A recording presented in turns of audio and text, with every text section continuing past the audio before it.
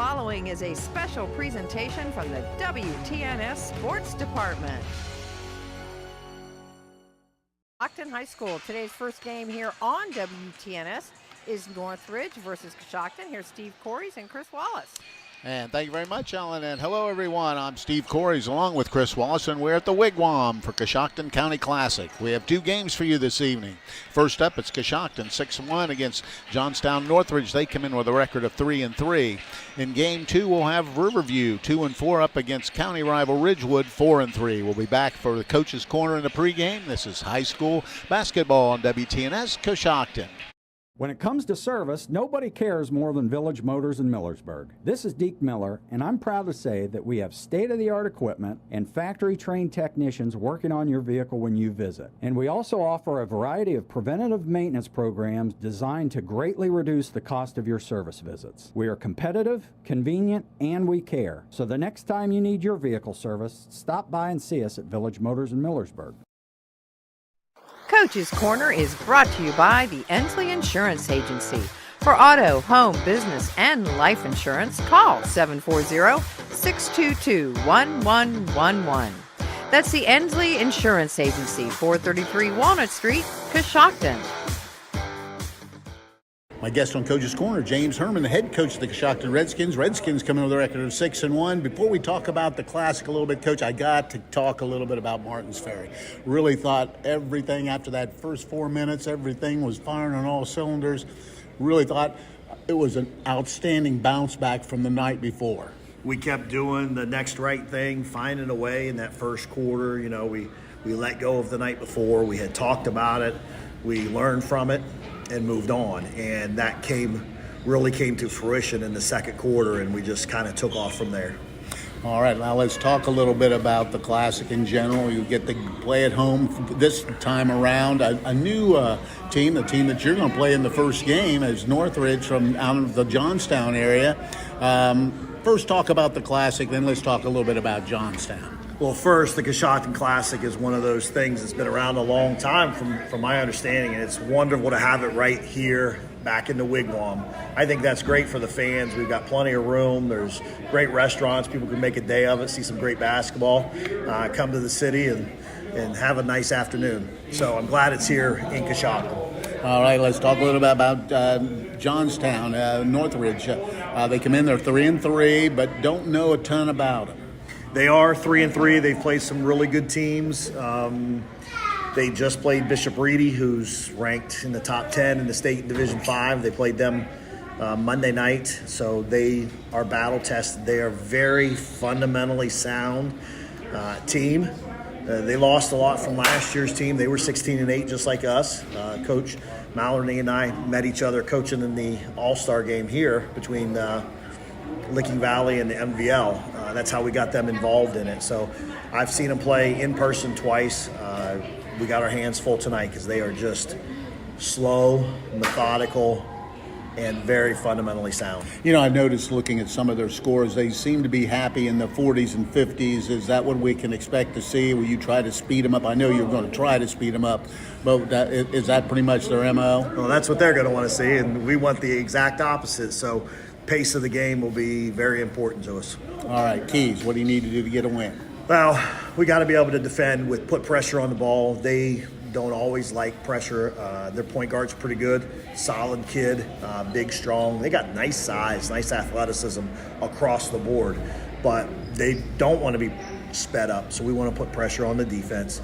We want to make sure that the pace and the space that we have on the floor is good for us. We want to get up and down and also spread them out. They don't always do a great job of closing their gaps.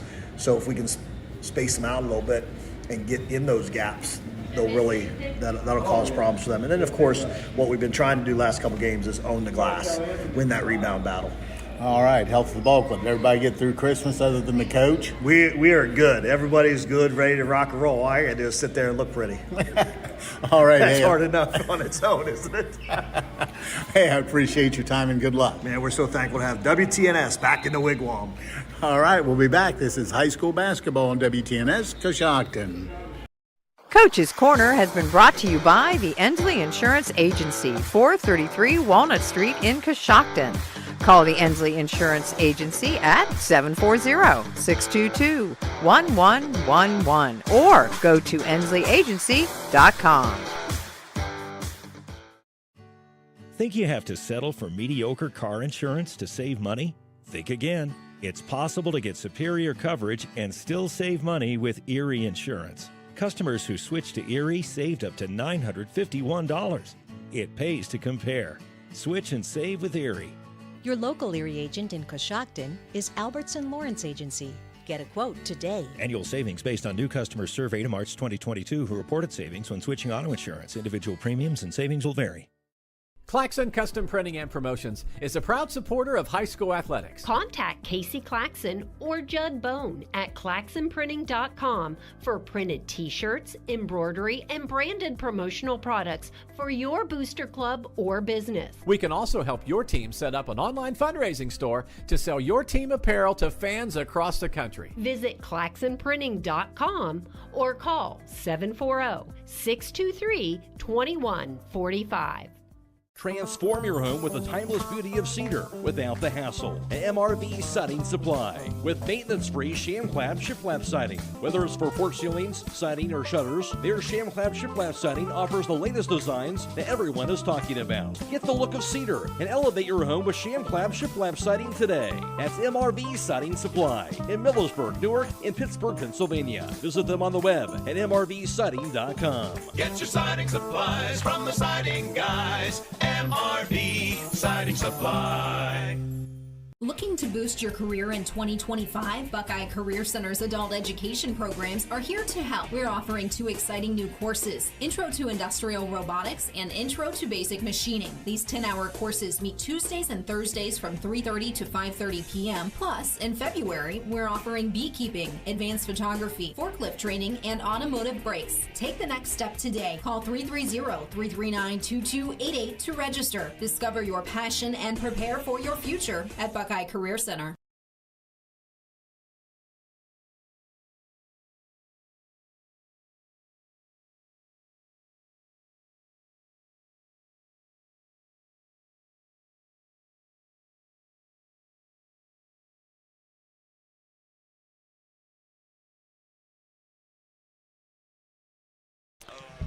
Northridge 3-3 comes in with a big win over Mount Vernon. Coshocton 6-1 came off a huge win a week ago against Martins Ferry, atoning for a loss back in the tournament a year ago. Quickly looking at some scoring leaders. First for Coshocton, they're led by Colton Conkle, comes in with a 25.3 per game scoring average. Alex Taylor's averaging 16 a game, and Logan Lonsberry comes in at 12.7. We'll break away and get back with Chris in the starting lineups. This is high school basketball on WTNS Coshocton. This is the Mouse Man from RAM 5 Point Auto Sales, and we're rocking this season. We have a large selection of clean, newer vehicles to fit everyone's budget. If you drive by the 5 Point light and don't see what you're looking for, stop and let us know. We'll go find it for you. When you buy a car from RAM 5 Point, we take care of your vehicle for the life of the vehicle. We'll wash your car every 2 weeks for as long as you own it. At RAM 5 Point, 1102 Chestnut is where your driving dreams come true. McWayne Ductwell is proud of all students in their academic pursuits. Whether through sports, the arts, or in the classroom, it's important for students to be challenged and to achieve success as they gain real-life experiences. Students who learn the value of goal setting and working with others will be more prepared for their next chapter in life. McWayne Ductwell is pleased to be part of this community and is proud to help sponsor this broadcast. The Coshocton Opportunity School is a credit recovery dropout prevention high school that started in 2006. In 2023-24, the Opportunity School had a 4-year graduation rate of 87.9% and earned the state report card rating of exceed standards in all areas of graduation. They offer the state-required core curriculum, a career-based instruction program, and several electives including art, life skills, parenting, and relationship building. If you are interested in applying, please call 740-622-3700 3600. When it comes to service, nobody cares more than Village Motors in Millersburg. This is Deke Miller, and I'm proud to say that we have state-of-the-art equipment and factory-trained technicians working on your vehicle when you visit. And we also offer a variety of preventative maintenance programs designed to greatly reduce the cost of your service visits. We are competitive, convenient, and we care. So the next time you need your vehicle service, stop by and see us at Village Motors in Millersburg.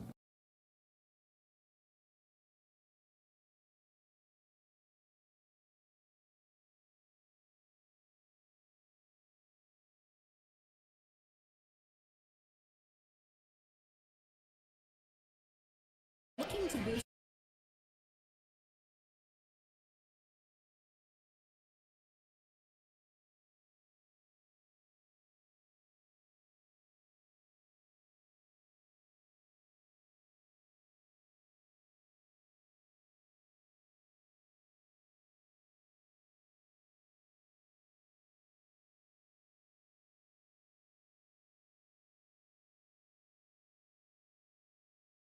Yes. Buckeye Career Center. The Wigwam at Coshocton High School. The starting lineups are brought to you by R.J. Wright & Sons, a locally owned family business offering a full line of ag diesel, lubricants, and gasoline. You can't go wrong with the right fuel. Let's take a look at Northridge. We've got a junior wearing number 4, Ben Hilton. A senior wearing number 5, Jake Davis. Senior wearing number 14, Dylan Chambers. A junior wearing number 21, Carson Beaver.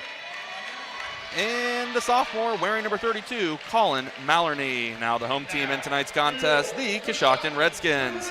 At a forward position is a 6'6" senior wearing number 1, Alex Taylor. At a guard position is a 6-foot senior wearing number 2, Colton Conkle. Another guard is a 6'1" senior wearing number 3, Logan Lonsberry. At another guard position is a 6-foot senior wearing number 10, Bladen Workman. And at the guard position is a 6-foot junior wearing number 13, J.J. Herman. The starting lineups have been brought to you by R.J. Wright & Sons, an industry leader in providing complete residential and commercial fuel needs. R.J. Wright & Sons has locations in Newcomerstown, New Philadelphia, Caldwell, and now Circleville. Bill Maloney's the head coach down at Northridge. They come in with a record of 3 wins, 3 losses. And for Coshocton, James Herman, they come in with a record of 6 wins, 1 loss. Interesting matchup here this afternoon. Northridge, a very patient team. They're going to take the air out of the ball. They're going to try to get 7, 8, 10 passes before they take the shot. Coshocton, in contrast, will try to get it up and down. So it'll be interesting to see how Coshocton plays defensively to see what they can do to speed Northridge up. Absolutely. A good matchup. I always like when you get a team that likes to run and get as many shots as possible and one that likes to slow it down and see whose defense kind of prevails. So we'll see with maybe a little full court pressure here from Coshocton, getting ready to get this jump underway and get the Varsity Classic Coshocton underway. We're ready to go, and it's tips control. Backdoor cut to Conkle. He puts it in. So just a quick score. And Coshocton jumps out in front 2-0. Coshocton full court pressure to start things out a little bit. Number 14 with the basketball is Dylan Chambers. Gets it across the timeline. Chambers back to the middle of the floor. Dribbles all the way to the left side. Skips to the corner. There's a 3 ball. It's going to be an air ball long. Rebound Conkle. Shot was missed by Maloney. Quickly the other way. There's Lonsberry, just throws up a runner, no good. Ball is rebounded by number 5. That is Jake Davis. He gets it out to the point guard, Dylan Chambers. Chambers goes to the center of the floor, back to the right side. Now backs it out to the top of the key. They're going to work the perimeter with the basketball out front. Beaver. Now they've reset the offense around the right side, trying to dump it down low. Getting up, missed the shot. Ball batted around, comes up to Lonsberry. Missing that shot was Davis. Here comes Herman. Herman out front to Workman. On top of the key, dumps it down low to Conkle. Looks like a mismatch, trying to work it out. He skips it out. Herman wide open, look for 3. That's going to be back iron, no good. Rebound comes down to Beaver. Beaver hands it off to Chambers. Chambers will walk it across the timeline, goes high on the right side. Looking into the corner, now back out. They'll work the perimeter. Ball's deflected away. Conkle trying to run it down, can't do it. So it'll be Northridge basketball right in front of the Northridge bench. Just underway, 6:34 to play, 2-0 Coshocton with the early lead. With the basketball will be Chambers.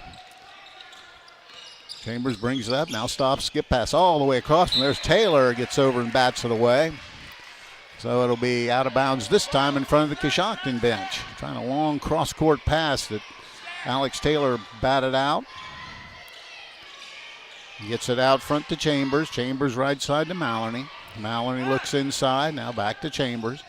Chambers left side, just working the perimeter, slowly looking to see what they can get. Chambers out front, guarded by Coshocton, now backs it out. Mismatch on Taylor, now Conkle almost with a steal, stepping through, putting the shot up and in will be Maloney. Tie game at 2 here. Conkle brings it down the left side, gives it out front. Workman from way downtown hits it. Bladen Workman, a long triple, 5-2 Coshocton. With the basketball will be Chambers. He'll run the point. Now Herman guarding him. They go right side to Davis. Looking inside, trying to post up, and nothing there. Now back out front to Beaver. Beaver left wing to Chambers. Chambers out front. They'll just work the perimeter. Very patient. Now Herman gets up in, and they try to think down. Goes out there. There's going to be a long triple from way out and banked it in. Doubt he called that, but he'll get credit for the 3. Tied at 5. Wansbury, he's going to set a triple. That's back iron, no good. Herman rebounds, backs it out, gives it up to Workman. Workman dumps it down, low block to Conkle. Nice spin move, puts it on the rim, and then he's fouled. Colton Conkle with that strength. Now they're just posting him down low against a smaller guard, and he just takes him to school, gets the basket, and it's now 7-5. Conkle with a 3-point play opportunity. Great job by Conkle, as you mentioned. Kind of a mismatch, of course, with his strength down there. Just about everything's a mismatch, and just does a great job with a nice post move on the baseline. Conkle waiting, and on the rim and in. Conkle with 5 in the early going. Here comes Trayton Conkle in, and Lonsbury will take a break. Full court pressure once again by Coshocton. They get in, almost taken away.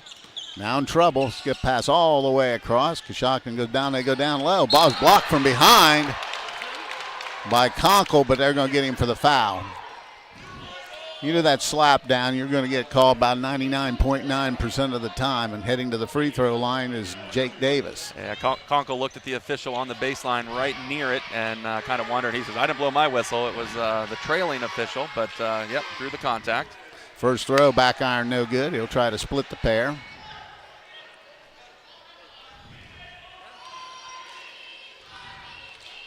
He did a couple bounces. And that one's good. So Davis with his first point. 8-6 Coshocton in front, 2-point lead. Trayton Conkle has it on the left wing, dumps it down low to Colton Conkle, and he lays it in. Got the high pick. Coach didn't like it on the backside, but Conkle lays it in. He's got 7. It's 10-6. With the basketball out front is going to be Chambers. Chambers dribbles to the right side. Now he'll get the high pick, and he'll back it out. They'll just keep working that outside weave. Dribble drive stuff. Conkle almost with another steal. And that's going to be over and back even though it was deflected. Oh, okay. The official clarifying what he said. After he did deflect it, he said he caught it and then stepped over. So that's too fast for me. I couldn't tell. I'm trying to replay it in my mind. I can't. Quick by Colton Conkle. So out front's J.J. Herman. Herman dribbles, gives it up to Workman. Workman out near the timeline. Backdoor cut to Conkle, and they throw it away. Turnover for Coshocton there first. One teach team with one. Workman out, Lonsbury back. 10-6 Coshocton with 4:03 to play in the opening quarter.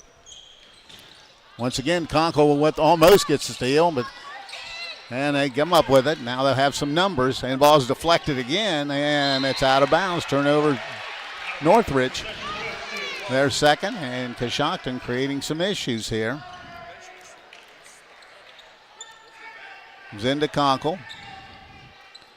Gives it back up, and Herman will bring it across the timeline.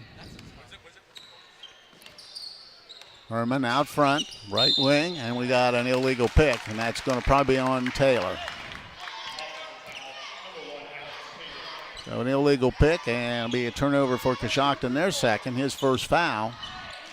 Full court pressure. Now they trap. Trying to get it across to Maloney. Maloney still looking. And he's going to be bumped and fouled by Herman.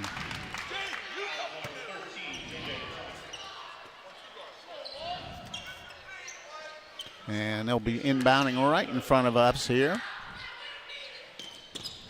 Gets it across to Maloney. Maloney double teamed and takes steps all the way through and then gets a little jumper away and rolls in. Colin Maloney has 4 points, 10-8 our score with 3:24 to play. Herman off the dribble. Gives it up to Lonsberry. Thought about it. Now it penetrates the lane. Now gives it out to Conkle. Long triple for Conkle. Good. Colton Conkle buries the triple. One ball's deflected out of bounds by Trayton Conkle. So Johnstown Mains with the basketball. 3:06 to play here in the first. 13-8 the score.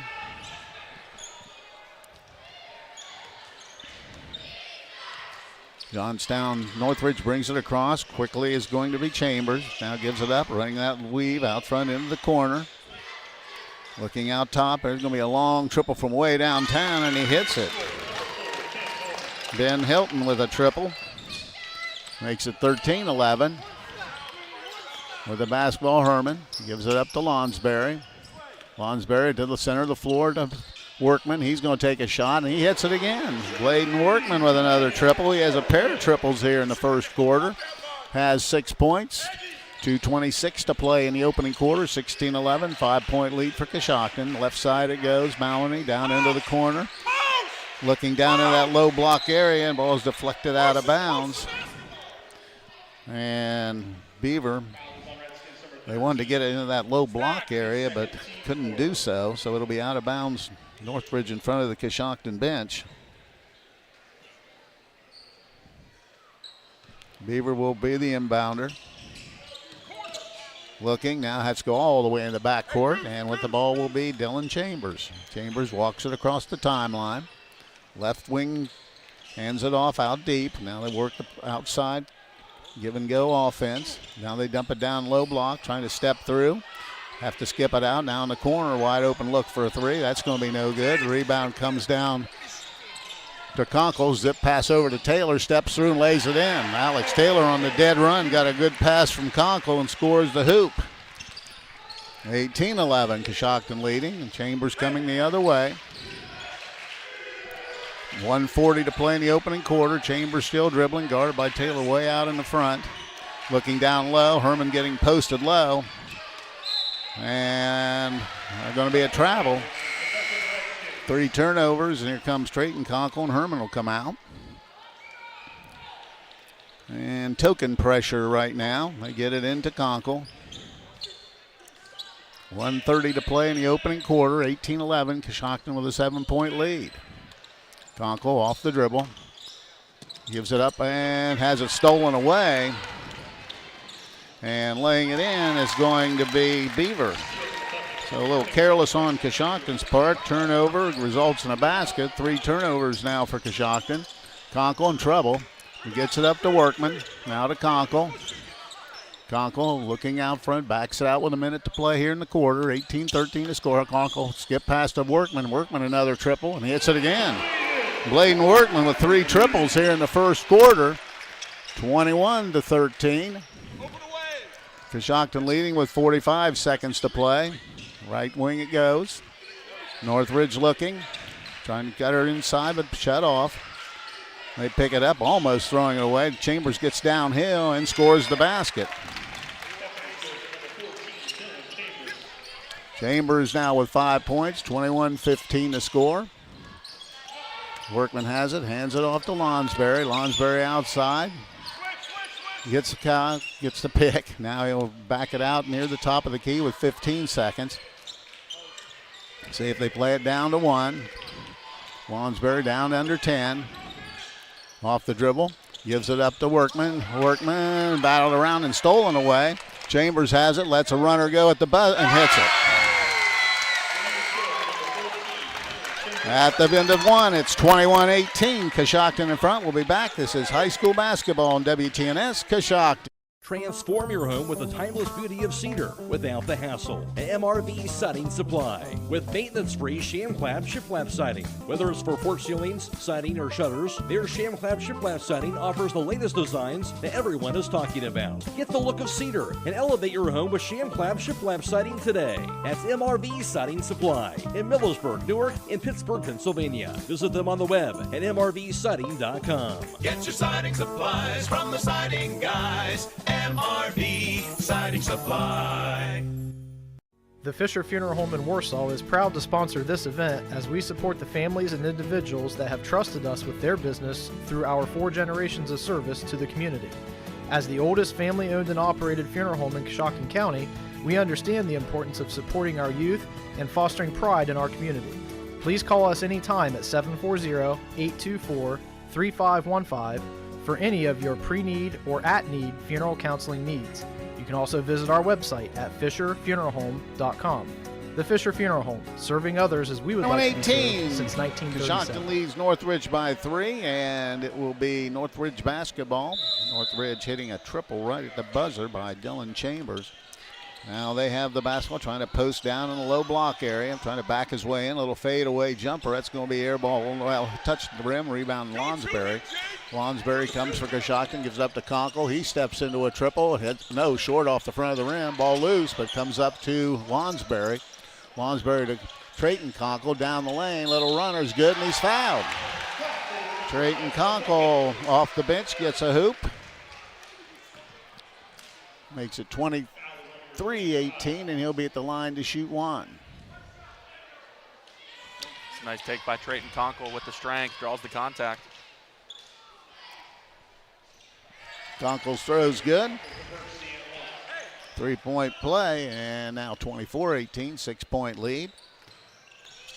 Northridge, left wing, dumping it down in that low block area again, trying to force his way in, missed the shot, and rebound comes to Conkle, Trayton Conkle. Here goes to Colton Conkle.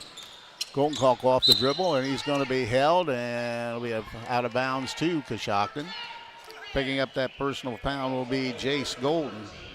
I have learned one thing talking to some officials about some of the fouls that I think you see. If you have 2 hands on him, they're going to call it. If it's just one, you're generally going to be okay. Interesting rule of thumb. Yeah, Alex Taylor. Now it comes to Bladen Workman. Now dumps it down to Taylor, and that's going to be a foul from the backside on Jake Davis. That's his first, but that's 3 quick ones on the team here with 7:14 to play here in the opening half. Lonsberry goes over top, it goes to Workman. Workman looking, gives it to Conkle. Conkle forces his way in, misses the shot, and he'll go at the line to shoot 2. And picking up another quick foul is going to be Jace Golden. Conkle will head to the free throw line where he's 1 of 1 in the ball game. He'll shoot 2. Coshocton from here point on will be shooting 2 the rest of the quarter. First throw on the way is good. Conkle with 11 in the ball game. 25-18 the score. Coshocton up by 7.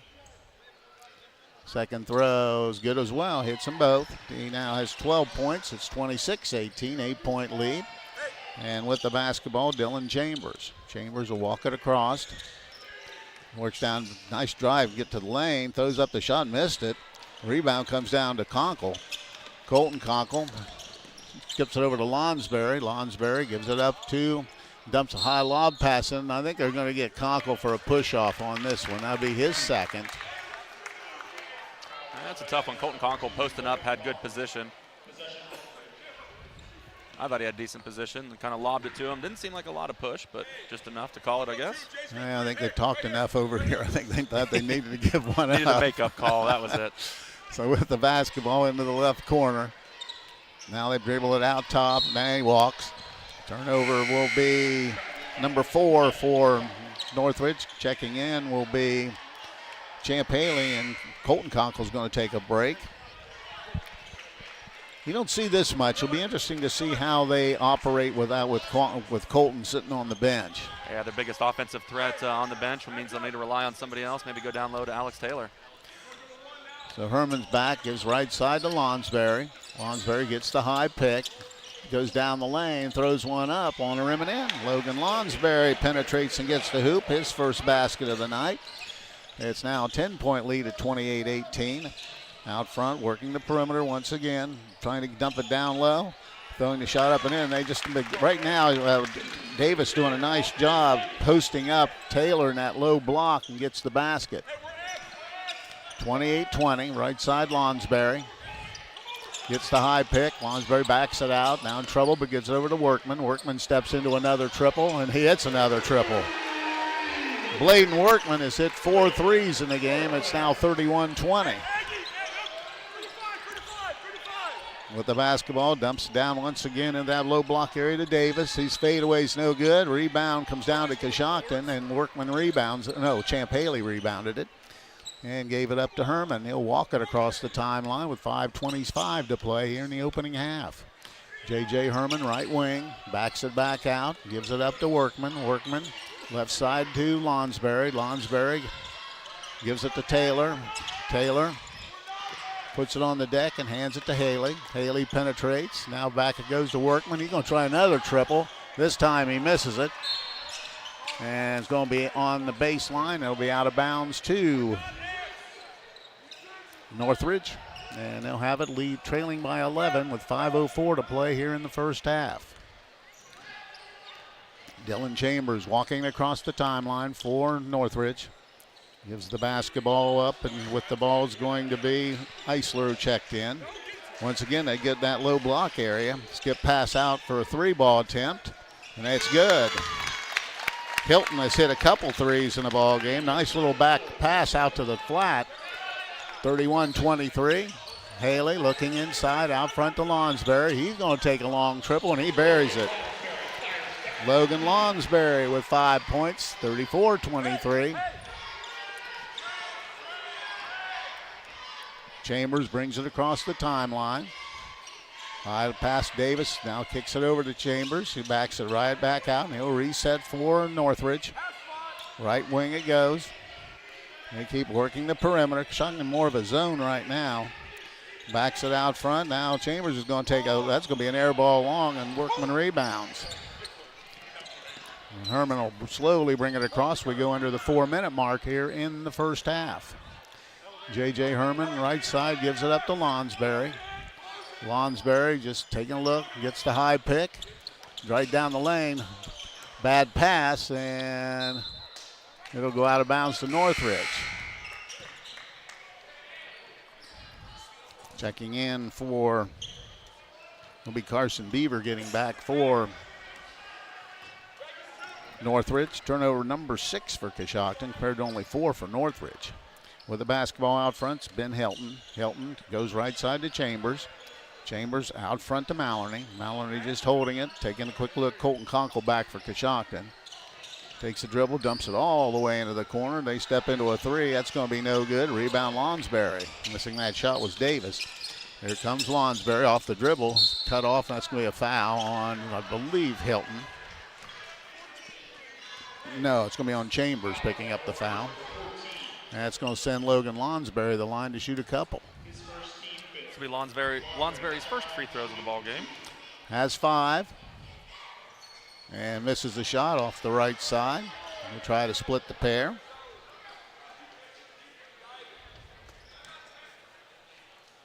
Lonsberry gives it a spin, and this one's good. Logan Lonsberry with 6 all in the quarter.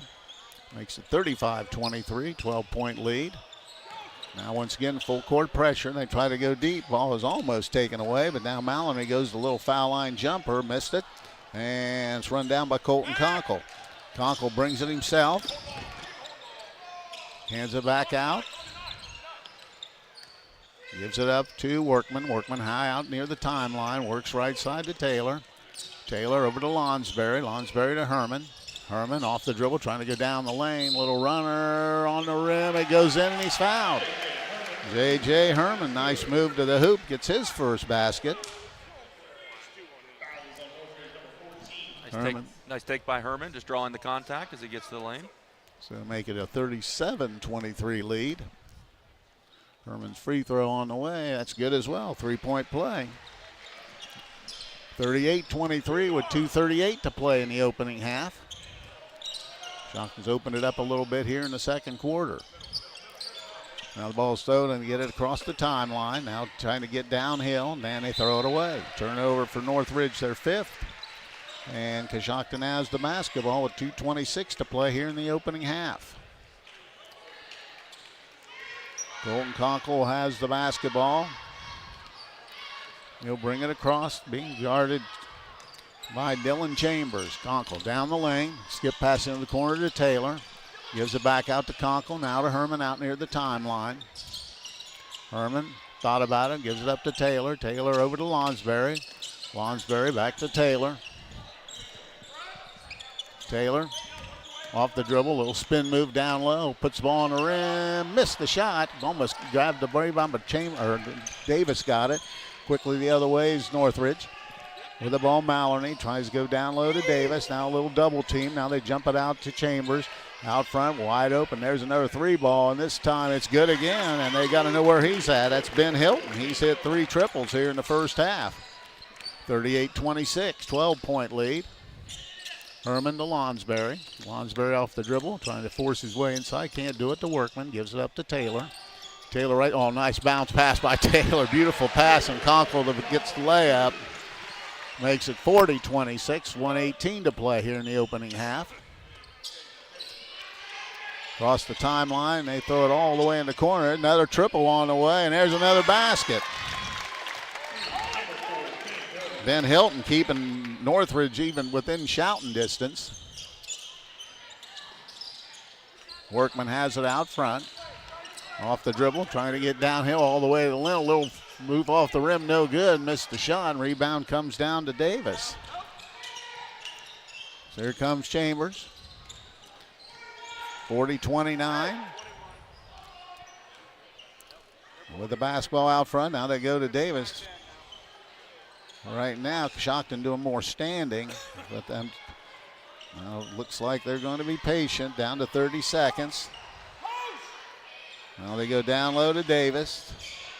Tried to pass it in low and turns it over. Coach Maloney wants his big guy to put it up. Coshocton with the basketball with 20 seconds to play here in the opening half. 40-29, 11-point lead. Conkle gives it up to Herman. Herman all the way in the corner to Workman. Workman skips it out to Herman. Herman thought about it. Now kicks it out to Workman. He looks the clock for 5 seconds. Now to Conkle. Has the ball stripped, stolen away with one. They've already hit one at the buzzer and did it again. Wow. At half court. Banked in, hit the rim, back to the backboard, and back in. So that's going to be Chambers. Another 3 for him, and he's had 2 throws at the buzzer to get baskets. So at halftime, the score is 40-32 Coshocton. We'll be back. This is high school basketball on WTNS Coshocton.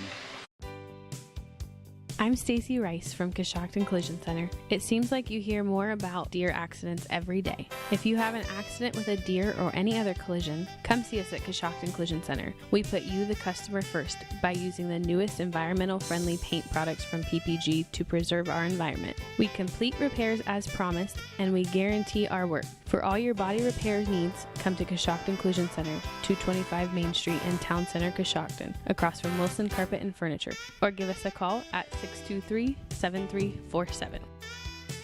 Start your week right at the Coshocton Coffee Connection. Mondays mean half-price breakfast sandwiches, the perfect way to kick off your morning. And don't miss out on Wednesdays when all drinks, all sizes are half off. Craving something sweet? Try our donut of the month, plus pastries and donuts made fresh every day. We've also got a delicious lunch menu to keep you fueled all day long. Coshocton Coffee Connection, your go-to spot for great coffee, tasty treats, and unbeatable deals. We hope to see you soon.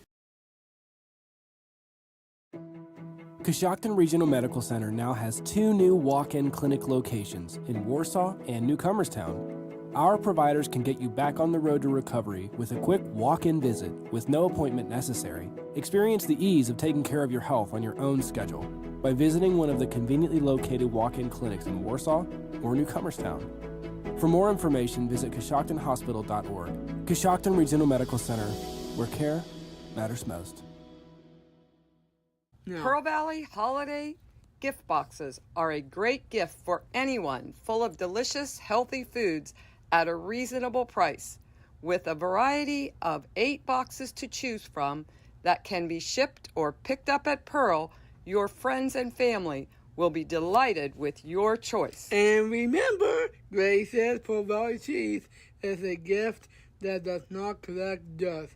So make the Pearl Valley cheese a part of your gift giving this season. This is John from the Warehouse Restaurant in Roscoe Village.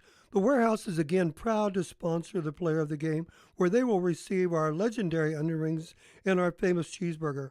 The Warehouse is the place to go before or after the game, or the place to be to watch your favorite college or professional team. The Warehouse is open 7 days a week, 11 to 9 Monday through Saturday, and 11 to 5 on Sunday. Good luck to all the area high school teams. It's the year-end blowout at Jeff Drennan Chrysler Dodge Jeep Ram. Get behind the wheel of the refreshed 25 Ram 1500, the truck that redefines power and style. And right now, save over $11,000 off MSRP. But that's not all. Every new vehicle comes with a lifetime powertrain warranty now through January 1st. That's peace of mind for the long road ahead. Don't miss out. These trucks are going fast, and the clock's ticking. Jeff Drennan Chrysler Dodge Jeep Ram, where you'll always drive away with more. Visit us today online at jeffdrennan.com or stop down and see us at 1921 Otsego Avenue. Coshocton Dentistry offers professional, state-of-the-art dental care in a small-town practice. Dr. Brian Dunlap and Dr. Patrick Lopper and their entire team are dedicated to educating you with the help of digital technology to give personalized dental care that you deserve. Keeping your teeth for a lifetime in maximum comfort, function, and aesthetics is achievable as the mission states. To schedule your appointment with the local professionals at Coshocton Dentistry, give them a call at 622-5774 or stop by 448 Main Street in Coshocton. Visit their website at CoshoctonDentistry.com. Transform your home with the timeless beauty of cedar without the hassle. MRV Siding Supply with maintenance-free sham-clad shiplap siding. Whether it's for porch ceilings, siding, or shutters, their sham-clad shiplap siding offers the latest designs that everyone is talking about. Get the look of cedar and elevate your home with sham-clad shiplap siding today. That's MRV Siding Supply in Millersburg, Newark, and Pittsburgh, Pennsylvania. Visit them on the web at mrvsiding.com. Get your siding supplies from the siding guys. MRV Siding Supply. Financial Group provides wealth and protection strategies for your financial health. Call them at 740-622-3347 or visit them at 636 Chestnut Street in Coshocton. Been an interesting first half. Coshocton led at the end of the first break, 21-18, stretched their lead to 8 at halftime, 40-32. Taking a look at some individual scoring in the first half. First for Northridge, they were led in scoring by Ben Hilton and Dylan Chambers. Ben Hilton had 12 points on 4 threes. Dylan Chambers had 12 points on had 11 points on three threes and one 2-pointer for his 11-point total. Rounding out the scoring, Colin Maloney had 4 points, Carson Beaver 3, and Jake Davis 2. That is the 32-point total for Northridge. For Coshocton, they were led in scoring by Colton Conkle. Conkle had 14 in the first half. He had 1 triple and 4 2-point field goals and 3 throws for his 14 points. Bladen Workman, an outstanding first half with 12 points on 4 triples. Logan Lonsberry had 6 points. Also getting involved was J.J. Herman with 3. Alex Taylor only 2 in that first half. Trayton Conkle had 3 points. That's the 40 points for Coshocton. Now with the first half team numbers, here's Chris Wallace. Thank you very much, Coos. As you mentioned, Coshocton on top of Northridge at the half, 40-32. From three-point land, Northridge was 7 of 11, shooting 63%. Coshocton was 6 of 10, shooting 60%. 2-point field goals, Northridge was 5 of 11, shooting 45%. Coshocton was 8 of 11, shooting 72%. From the free throw line, Northridge was 1 of 2, shooting 50%. Coshocton was 6 of 7, shooting 85%. In the rebounding department, it is Coshocton out-rebounding Northridge 12-5. And turnovers, Northridge has 6, Coshocton with 7.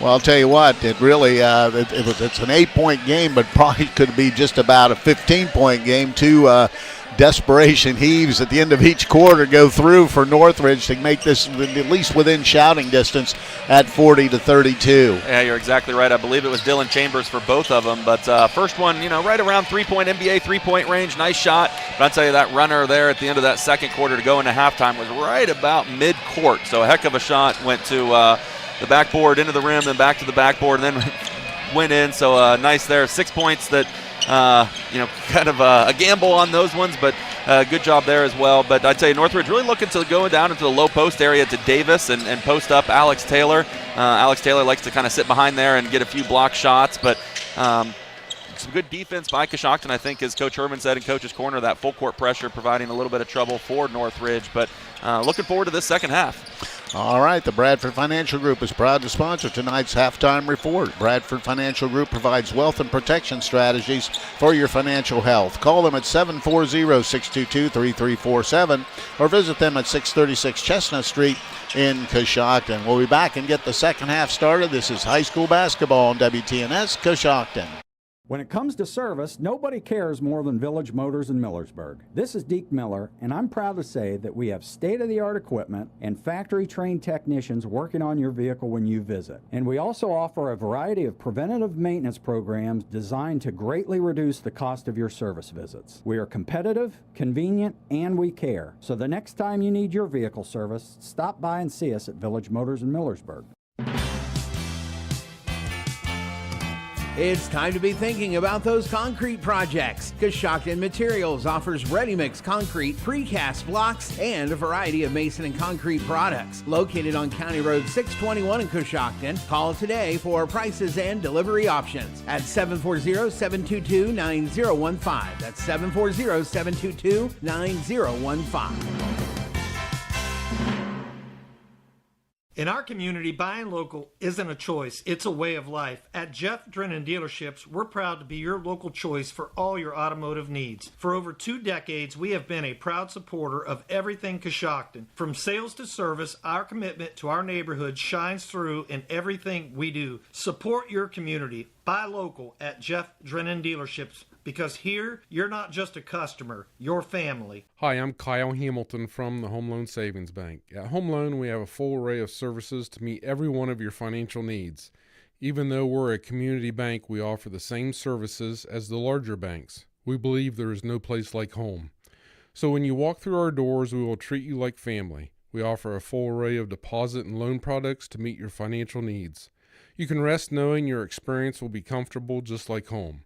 So stop by and see the difference at the Home Loan Savings Bank. Member FDIC, Equal Housing Lender. At American National, we know unexpected things can happen. But with the right farm coverage, you can rest easy knowing life's disruptions don't have to change your routine. My name is John Iannello, your local American National agent, protecting farmers in the Coshocton and surrounding areas when the unexpected happens isn't just a profession, it's my passion.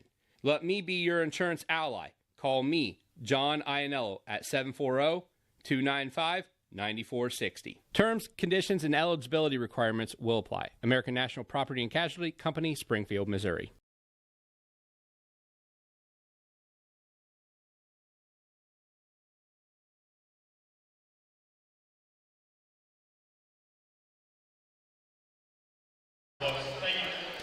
The Warehouse Steak & Stein is proud to sponsor tonight's Player of the Game. Tonight's Player of the Game receive a gift certificate for a famous Warehouse cheeseburger and order their legendary onion rings. This is courtesy of Warehouse Steak & Stein in Roscoe Village.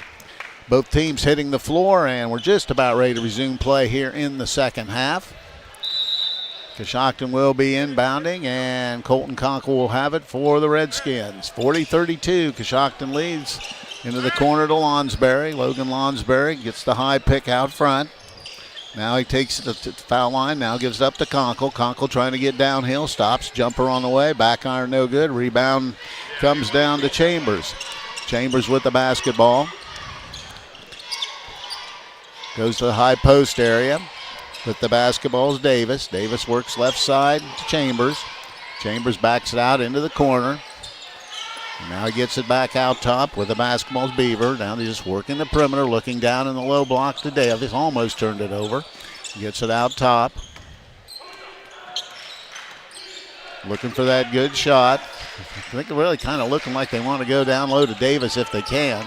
And they do and get the easy basket. Jake Davis posted low and didn't get backside help, and it's now a 6-point game at 40-34. Lonsberry from way downtown. That's going to be way off, and Davis rebounds it. Chambers has the basketball across the right side. Left side it goes. Now just working the perimeter. Now they continue to work. They're very patient, looking for what they want, and they just keep doing it. Out the top of the keys, Chambers again. Left wing, dumps it down low to Davis again. Davis trying to back in, now double, now skips pass back out. Now he gets it right back in that low block area. Gives it up, trying to penetrate, but nothing there. Backs it out and resets their offense. 40-34 the score, just underway in the second half. Out front is Chambers. Chambers gives it up. Left wing Beaver. Backdoor cut out Davis. He has it out behind it. Back to Chambers. Chambers looking. Now gives it up to Davis. Works right side to Hilton. Hilton out front, taking their time, still with it. That ball's deflected and almost stolen away. Comes up into the corner. Davis going to try a 3-ball. That's going to be no good. Follow up by Maloney, missed, but the rebound comes down to Workman. Workman gives it up to Conkle on the left wing. Back out front to Lonsberry. Thought about it. Now off the dribble, backs it out. Gives it up to Herman. Herman with the basketball, right side to Workman. Dumps it down low to Conkle. Conkle spin move, puts it up and draws the 2-shot foul. And foul beyond Maloney. Conkle head to the free throw line where he's 3 of 3 today. Has 14 points to lead the way for Coshocton. 40-34, 6-point lead. First throw by Conkle is good. 15 for Conkle. 41-34.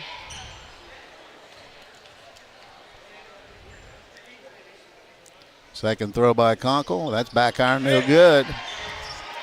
And almost stolen it. Well, I tell you, that was a close call there. Good defense by Herman.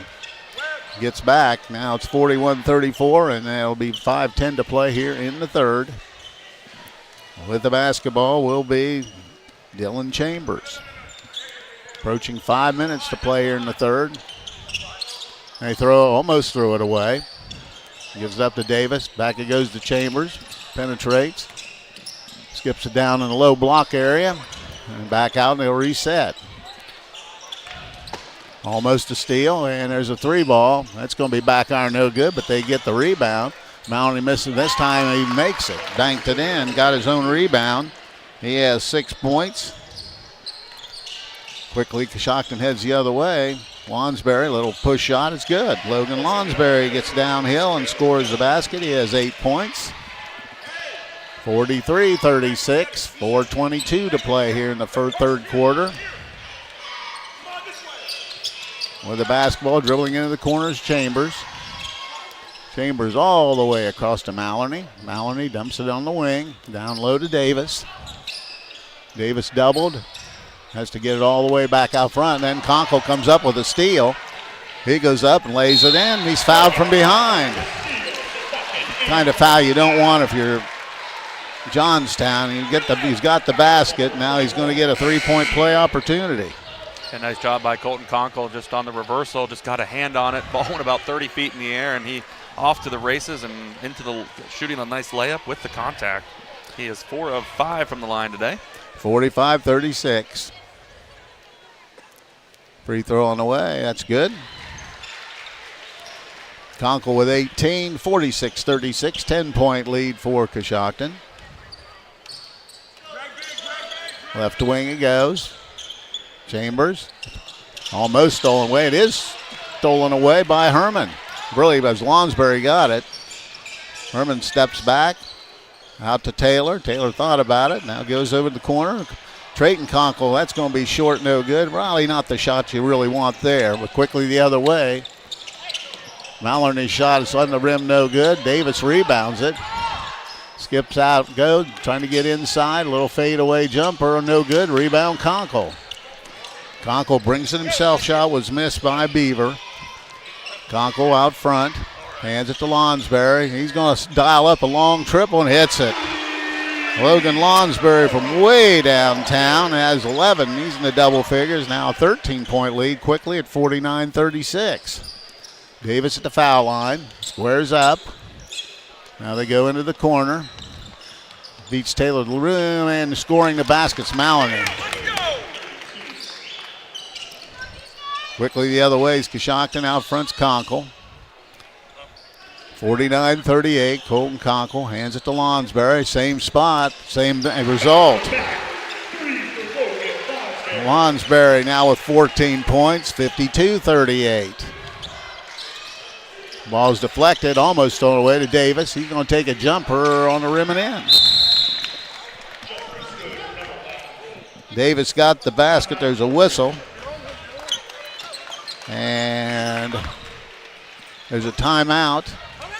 Be a full timeout, so we'll stay right here. The score is 52-40. The Warehouse Steakenstein is proud to sponsor tonight's Player of the Game. Tonight's Player of the Game will receive a gift certificate for a famous Warehouse cheeseburger and order their legendary onion ring. This is courtesy of Warehouse Steakenstein in Roscoe Village. We'll also let you know if you have a run-in with a deer, make sure you get your vehicle fixed the right way. Brill Hart's Body Shop will give you the quality, attention to detail, and satisfaction you deserve when getting your vehicle fixed. Give Brill Hart's Body Shop a call at 740-622-0121 or stop by 2702 South 6th Street in Coshocton. That's kind of an interesting game. You know, it's stayed that 6, 7, 8-point area. Then Coshocton with that little spurt hits a couple threes, and now we have a 12-point lead here getting into latter parts of the third quarter. Yeah, it seemed like both teams kind of came out a little bit flat there. Coshocton a little more so. They kind of I saw them, standing around on defense, kind of getting in a zone and just kind of not moving to the ball very quickly. And Northridge took advantage of that.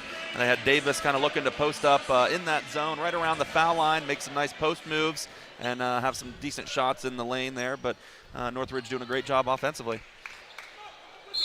All right, 52-40, full court pressure. Workman will beat the pressure. Works down the right side, back to the center of the floor, picks it up, hands it to Colton Conkle. He goes downhill, dumps it into the corner. Trayton Conkle back out to Workman. Workman a triple. That's going to be no good, but it's going to be run down by Colton Conkle. Skip pass out to to Taylor. He's going to take a three. That's short, no good.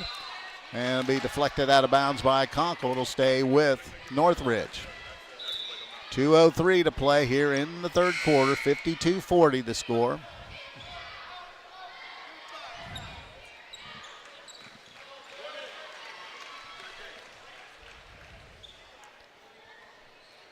Northridge will bring it across. Dylan Chambers is the point guard. Goes to Davis, top of the key, looking. Now goes under the corner to Chambers. Back out across. There's Davis with a jumper. In and out, no good. Rebound taken by Davis, and we got a jump ball. And it's going to stay with Northridge.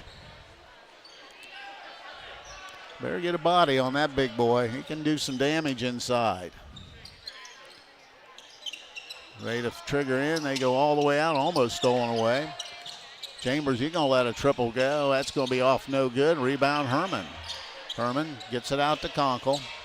Conkle walks it across the timeline. Under 2 to play here in the third. Logan Lonsberry with a basketball. Off the dribble. Now he gives it back to Colton Conkle. He penetrates. Little spin move inside. Dumps it to Bladen Workman. A little up fake. A little runner on the rim. No good. Ball batted around. Comes down to Johnstown. With the basketball was Hilton. He gives it up. Skip pass all the way across. Setting up for three and knocking it down is going to be Carson Beaver. He was wide open and he knocked the shot down. Back under 10 again, 52-43 with a minute and 5 to play here in back. Oh, beautiful backdoor cut. Lonsberry's hammered, but no call. And they go all the way down the other way. And the shot was missed and rebound Workman. Maloney missed the three. Conkle, spin move in there, little floater on the rim, no good. And right now, we got a foul on Conkle. That'd be his third. And it'll be out of bounds to Northridge. Taylor going to get back in. Conkle will come out with 38 seconds to play here in the third.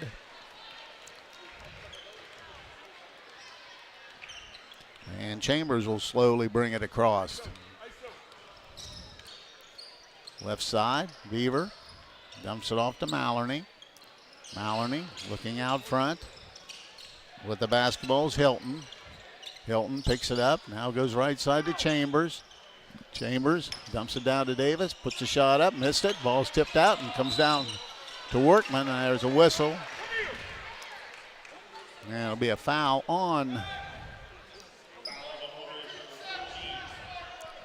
Chambers, I believe, picked up the foul, his third. Now Trayton Conkle out, Colton Conkle back. And also getting in will be J.C. Golden will come in. And Hilton, no, Chambers will come out. He has those 3 fouls. With the basketball, Coshocton, 52-43, under 10 seconds. Herman off the dribble, trying to get downhill. Skips it over into the corner. Lonsberry dumps it down low to Workman. He missed the layup, and the shot comes off no good, and that's going to be the end of 3. So after 3 quarters of play, Coshocton out in front of Northridge by a score of 52-43. We'll be back. This is high school basketball on WTNS Coshocton. The Inslee Agency is proud to be a part of this high school sports broadcast. We support the student athletes on the team and the students in all extracurricular activities. Hi, I'm Todd Inslee. In fact, your good student may qualify for discounted auto insurance rates. We can provide you with homeowners insurance and life insurance from Auto Owners Insurance. Insure both with us and save even more. For a no-obligation quote on auto, homeowners, or life insurance from Auto Owners Insurance, call the Inslee Agency at 622-1111. Looking to boost your career in 2025? Buckeye Career Center's adult education programs are here to help. We're offering 2 exciting new courses, Intro to Industrial Robotics and Intro to Basic Machining. These 10-hour courses meet Tuesdays and Thursdays from 3:30 to 5:30 p.m. Plus, in February, we're offering beekeeping, advanced photography, forklift training, and automotive brakes. Take the next step today. Call 330-339-2288 to register. Discover your passion and prepare for your future at Buckeye Career Center. Legendary onion rings. This is courtesy of Warehouse Steakenstein in Roscoe Village. It'll be Coshocton basketball when we resume play. We're getting ready to start period number 4, 52-43 the score. Remember, Ridgewood Riverview to follow this one. And here comes Conkle. Conkle doubled quickly over to Taylor. Now to Herman, wide open for 3, and he hits it. J.J. Herman buries the triple. Good ball movement by Coshocton. Makes it 55-43. 55-43. Maloney has it. Looking. Now they dump out. There's a shot from the wing. In and out and back in. And that's Colton Eisler getting up at his first basket. And deflected and stolen away. Turnover Coshocton. Maloney coming down, trying to get baseline. Now dribbles out of trouble. Goes out to Chambers. Back to Maloney. Dumps it. Has the ball deflected out by Workman. Tried to get it down low to Davis. Was batted away. 55-45. 10-point lead for Coshocton. Just getting started here in the 4th period. Out front, Chambers. Chambers waiting. Now puts it on the deck, dribbles all the way across. Now backs it out. Out front it goes. Maloney off the dribble, tries to get downhill, throws one up, and we got a whistle and a foul. And Workman will pick up the foul, and Maloney will go to the line to shoot 2. It's been Maloney's first trip to the line tonight. Maloney on the night has 8 points. On the rim and in. Maloney with 9.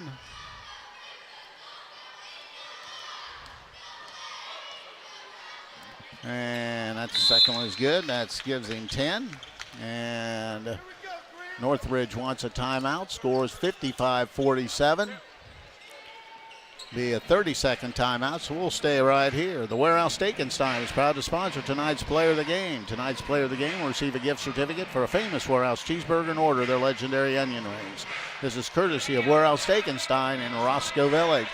55-47, they just can't seem to pull it away, keeping that 8, 10, 12-point lead, though.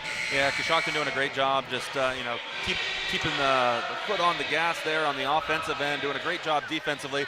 Things starting to slow down a little defensively for the Redskins as Northridge getting some decent looks in the post area. Mallory making some good moves to the basket, getting some foul line-ish jumpers and doing a good job there. But Coshocton still has their active hands and really trying to get a hand on just about every pass. So Colton Conkle, of course, doing what he does offensively for the Redskins. All right, we'll be resuming play here shortly. Coshocton has the basketball. 6:58 to play in the ball game. Double teaming Conkle. They get it into Workman, back to Herman. Herman will walk it across the timeline for Coshocton. 6:55 to play in the ball game. Herman out front. Left side it goes to Workman. Workman looks it down and gives it up to Lonsberry. Lonsberry to Taylor, dumps it down low. Low reverse layup's good by Workman, and he's fouled. Nice backdoor cut for Bladen Workman. And he puts it in. He has 14 points. He'll go to the line for the and one. I'll tell you, it was a great backdoor cut by Bladen Workman, but an even better pass by Alex Taylor. You know, when your post player can see your offensive man cutting on a backdoor cut like that and deliver a nice pass, that really helps. So Workman at the line, try to finish the three-point play, and he does. Bladen Workman, 15 points in the ball game for Coshocton. 11-point lead again at 58-47. Chambers will walk it across for Northridge. Chambers backdoor, nobody guarded him, and he gets an easy basket. 14 for Chambers. Conkle down, stops, kicks it out. Alex Taylor, a triple from the wing. That's no good. And rebound comes down to number 21. That would be Carson Beaver. 58-49. Trying to dump it down low to Davis. Davis trying to back his way, and Conkle comes in almost with a steal.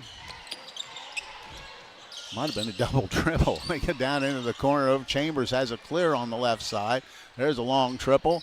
That's going to be no good. Rebound, Workman's going. We got a whistle and a foul. And it'll be on Northridge as Workman went down hard. Picking up that foul was Maloney. So 58-49 with 5:51 to play. They get it in once again, back to Herman, and he'll bring it up. Herman with the basketball. Goes to the left side, now back to the center of the floor. Now working right side. Gives it up to Taylor. Taylor, another backdoor cut. Another layup's good for Colton Conkle. 20 for Conkle. And it's now 60-49. Second time that's happened a couple times. Taylor just delivering some great passes. Davis has it out front. Now they give it up. Working out front, the perimeter. Thought about the corner, but they keep it. Now goes down there trying to attack his Chambers. He tacks and scores the basket. Going downhill, Chambers has 16 points. Herman has it. Taylor goes downhill with it. He gets his shot blocked. Rebound comes down to Maloney. Comes quickly. Maloney hands it off to Chambers. Down to Davis all by himself. Lays it in. Coshocton slow to get back defensively. 60-53, 7-point lead. Workman dumps it off to Taylor, and he backs it out.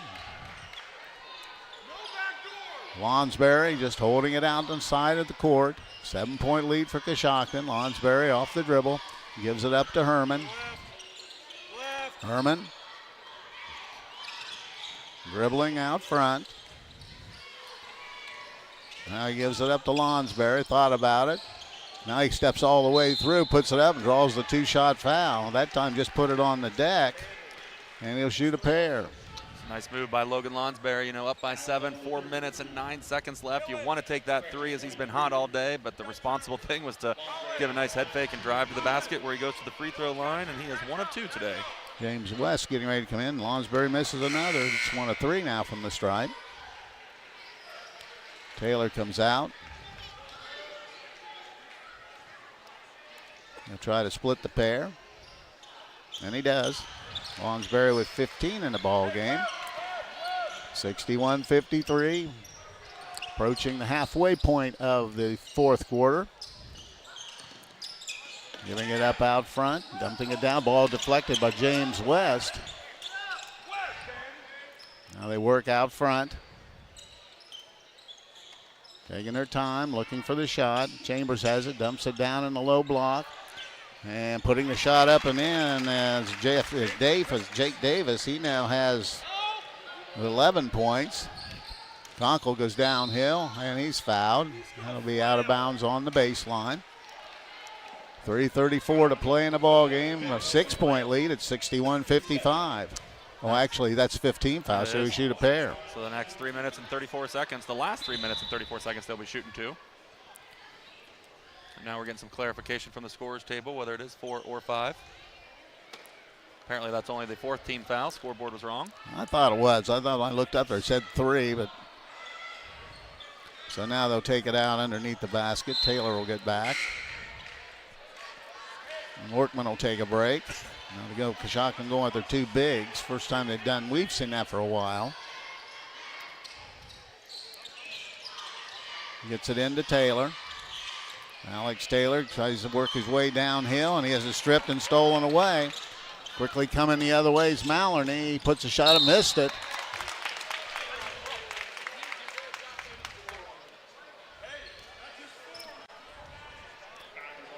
Fouls, I believe, on Conkle.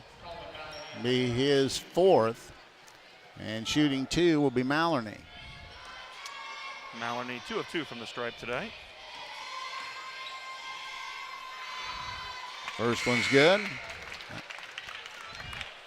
Conkle will sit down with those 4 fouls. 61-56. Hits them both, 61-57, 4-point game now. Scoreboard clock operator a little slow. Herman inside. Now gives it up to Taylor, trying to get downhill. Bump, puts it up, missed it again. And here comes quickly down and trying to step in with a jumper. A shot short, no good. Herman rebounds it. Maloney missed the shot. 2:55 to play. Herman with the basketball, and there's a timeout by Coshocton with 2:52 to play. A 4-point lead at 61-57-30. We'll stay right here.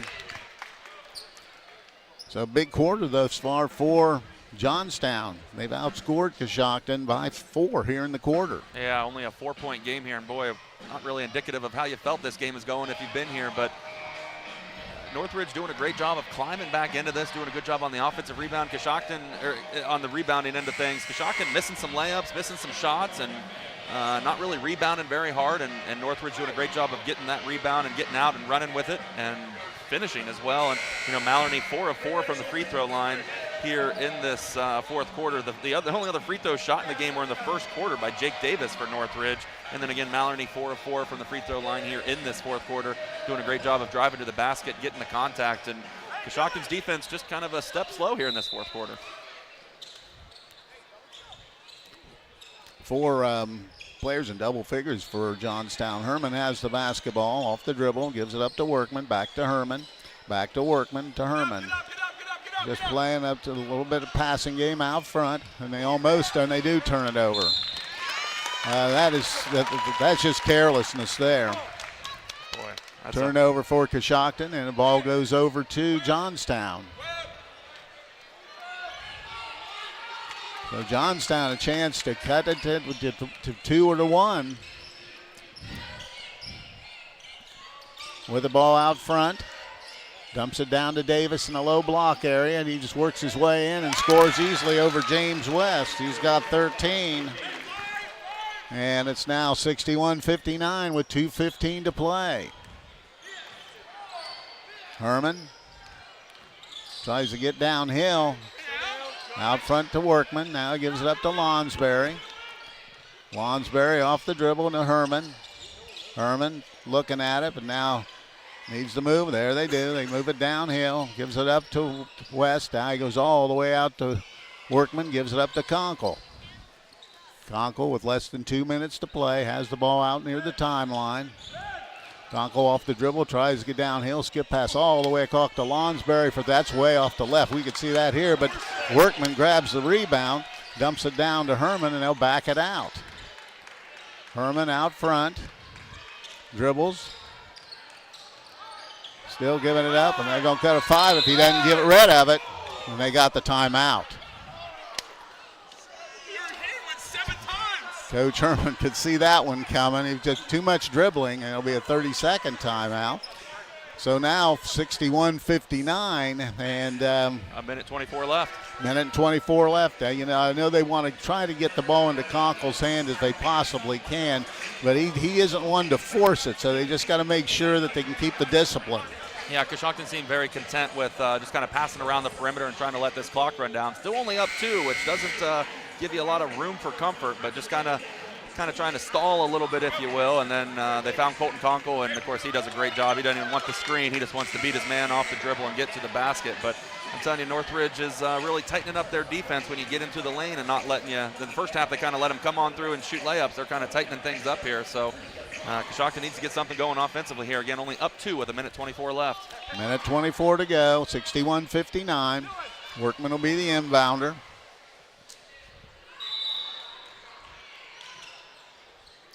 Herman has the basketball.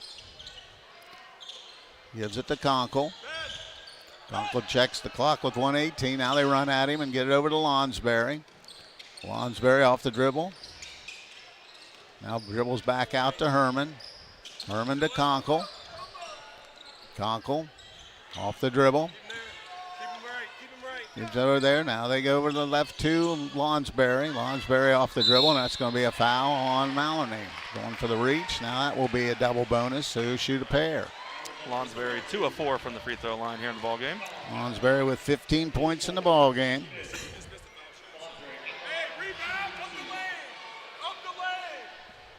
First throw, back iron, no good. 61-59, 57 seconds to play. He'll try to hit the back end, and he does. Lonsberry was 16, now 3-point lead at 62-59. Left side, well, the basketball is going to be Beaver, and there's going to be a timeout by Johnstown. So with 50 seconds to play, a 3-point lead at 62-59. It's a full timeout. We'll be back. This is high school basketball on WTNS Coshocton.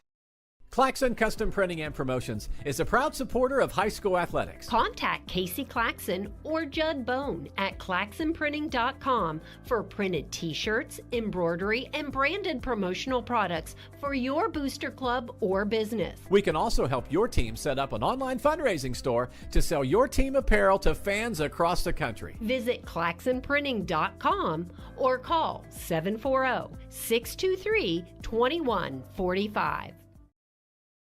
Back, and it's 62-59 with just not a whole lot of time left, like 50 seconds. I can't remember exactly what it was when they said it, but I tell you, it's crazy how I can look at that time and then we can play a 30-second commercial and I can forget completely how much time was on that clock. We'll let you know here in about 4 seconds.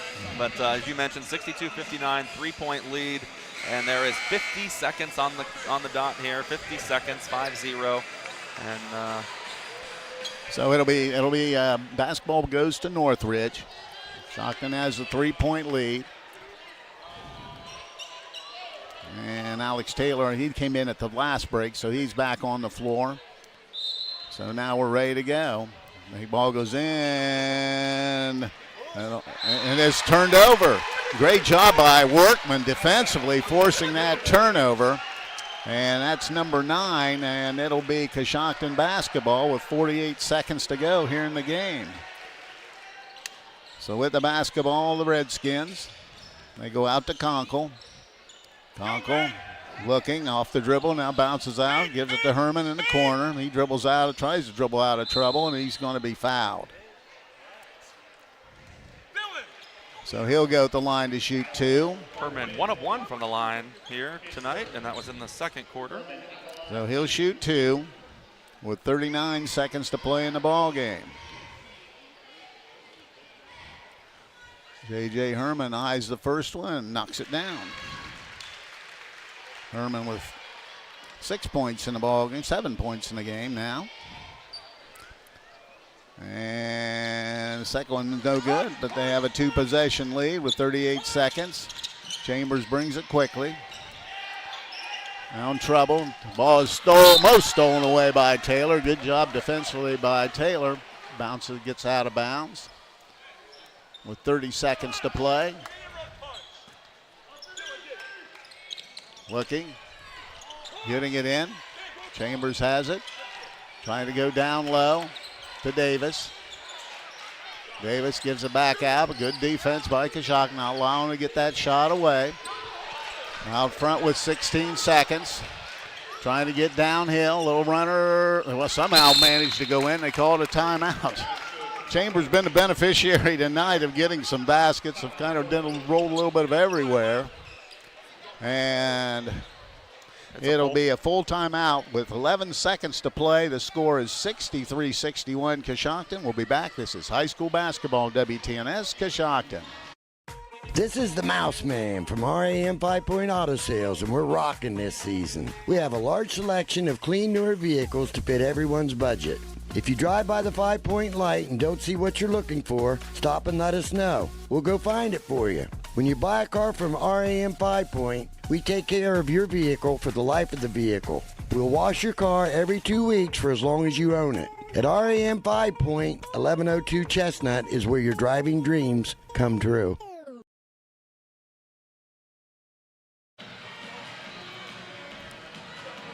(63-61) Coshocton with a 2-point lead. Coshocton will have the basketball when we resume play.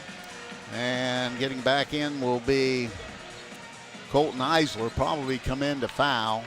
To foul or guard the ball. So 11.5 to play. Coshocton with the lead and the basketball. He'll have the baseline, 1-4 cross by Coshocton. It'll be interesting. They're doubling Conkle, which doesn't surprise me. Just gets it in, fouls immediately. And Lonsberry will be heading to the line again. Or he's struggled a bit from the line tonight. Lonsberry is 3 of 6 from the free throw line. So he'll shoot 2 here. 10.4 seconds to play. Lonsberry has 16 points. And misses again. I think he's missed the first of about all of them, but he hits the second one. 63-61. And he hits the second one. 64-61. Conkle guarding full court. They go up, miss the shot. Davis lives out.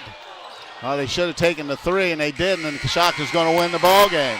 So Coshocton has beats Johnstown by a score, or Northridge by a score of 64-61. And I'll tell you what, it ended in a kind of a funny fashion, but the Redskins get the win. We'll be back and tell you about it. This is high school basketball on WTNS Coshocton. McWayne Ductile is proud of all students in their academic pursuits. Whether through sports, the arts, or in the classroom, it's important for students to be challenged and to achieve success as they gain real-life experiences. Students who learn the value of goal setting and working with others will be more prepared for their next chapter in life. McWayne Ductile is pleased to be part of this community and is proud to help sponsor this broadcast. The Coshocton Opportunity School is a credit recovery dropout prevention high school that started in 2006. In 2023-24, the Opportunity School had a 4-year graduation rate of 87.9% and earned the state report card rating of exceed standards in all areas of graduation. They offer the state state-required core curriculum, a career-based instruction program, and several electives including art, life skills, parenting, and relationship building. If you are interested in applying, please call 740-622-3600. When it comes to service, nobody cares more than Village Motors in Millersburg. This is Deke Miller, and I'm proud to say that we have state-of-the-art equipment and factory-trained technicians working on your vehicle when you visit. And we also offer a variety of preventative maintenance programs designed to greatly reduce the cost of your service visits. We are competitive, convenient, and we care. So the next time you need your vehicle service, stop by and see us at Village Motors in Millersburg. Transform your home with the timeless beauty of cedar without the hassle. MRV Siding Supply with maintenance-free sham-clad shiplap siding. Whether it's for porch ceilings, siding, or shutters, their sham-clad shiplap siding offers the latest designs that everyone is talking about. Get the look of cedar and elevate your home with sham-clad shiplap siding today. That's MRV Siding Supply in Millersburg, Newark, and Pittsburgh, Pennsylvania. Visit them on the web at mrvsiding.com. Get your siding supplies from the siding guys. MRV Siding Supply. The Fisher Funeral Home in Warsaw is proud to sponsor this event as we support the families and individuals that have trusted us with their business through our 4 generations of service to the community. As the oldest family-owned and operated funeral home in Coshocton County, we understand the importance of supporting our youth and fostering pride in our community. Please call us anytime at 740-824-3515 for any of your pre-need or at-need funeral counseling needs. You can also visit our website at fisherfuneralhome.com. The Fisher Funeral Home, serving others as we would like to be served since 1937. All right, we're back, and in Game 1 here of the Coshocton Classic, it was Coshocton, a winner over Northridge by a score of 64-61. With a win, Coshocton improves to 7-1, and Northridge falls to 3-4. Coshocton led at the end of the first break, 21-18. They had a 40-32 halftime lead. They stretched it another point to 52-43 after 3, but a good fourth quarter by Northridge got them back within 2 at one point. But Coshocton hangs on to win it 64-61. Looking at scoring leaders in this ball game, Dylan Chambers led the way for Northridge with 17 points in the ball game. He had 3 triples, 4 2-point, or had three triples and 4 2-point field goals for his 17 points. Also in double figures, Jake Davis had 13 points on 6 field goals and a free throw. 12 points each for Colin Maloney and Ben Hilton. Hilton had 4 threes. Maloney had 4 field goals, 4 free throws for his 12. Rounding out the scoring, Carson Beaver had 5. Colton Eisler had 2. That is the 61-point total for Northridge. For Coshocton, they were led by their leading scorer, Colton Conkle, who had 20 points in the ball game. Conkle, they did a good job on him, doubling him up almost entirely in that fourth quarter to finish with his 20 points. Also involved for Coshocton, they had 3 in double figures. Logan Lonsberry had 17 points. He hit 3 triples, a pair of field goals, and 4 free throws for his 17-point total. Bladen Workman finished with 15 points. Really an outstanding game for Workman. He had 4 triples, a 2-point field goal, and a free throw for his 15-point total. J.J. Herman contributed 7. Trayton Conkle had 3. Alex Taylor had a basket for 2 points. That is the 64-point total for Northridge. Or for Coshocton, excuse me. Now with the final team numbers, here's Chris Wallace. Thank you very much, Coos. As you mentioned, Coshocton a winner over Northridge 64-61. From three-point land, Northridge was 8 of 17, shooting 47%. Coshocton was 9 of 19, shooting 47% also. 2-point field goals, Northridge was 16 of 29, shooting 55%. Coshocton was 12 of 22, shooting 54%. From the free throw line, Northridge was 5 of 6, shooting 83%. Coshocton was 13 of 19, shooting 68%. In the rebounding department, it was both teams had 22 rebounds and turnovers. Northridge with 9, Coshocton with 10. Well, it's one of those games, sometimes you have to persevere. They did that tonight to get away with a victory. Yeah, they certainly did. Had a great first half, off to a great start, was kind of firing on all cylinders, and things really slowed down both offensively and defensively in that second half. Northridge did a great job of climbing back into the ball game, and then ended up being a fairly close one here, but the Redskins move away with a 3-point victory. All right, and last order of business for us is going to be the Warehouse Steakenstein Player of the Game. We're going to give that to Bladen Workman tonight. He'll be the recipient of a gift certificate good for a famous Warehouse cheeseburger and order the legendary onion rings, courtesy of Warehouse Steakenstein in Roscoe Village. We're just halfway through. We'll be back here probably in about 20 minutes for the for the Ridgewood Riverview game. We'll break away, and the final score once again here is that the winner here tonight is Coshocton, a winner over Northridge by a score of 64-61. I'm Steve Corys. Have a nice 20-minute break, everyone.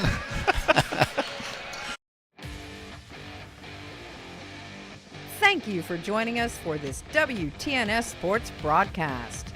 Audio CDs are available by calling WTNS Radio at 740-622-1560. WTNS Coshocton. We are the sports voice of East Central Ohio.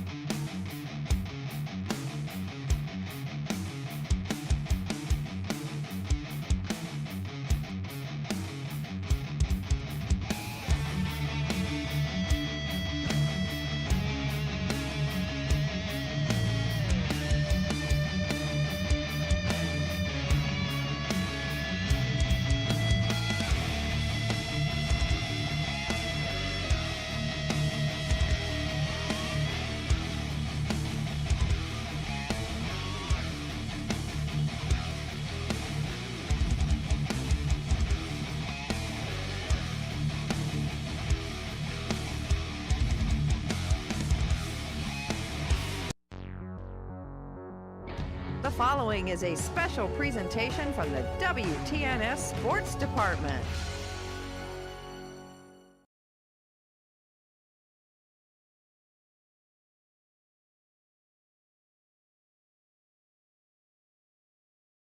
And Ridgewood matching up here in the second game of the Classic. Also, tomorrow night, things will flip around a little bit.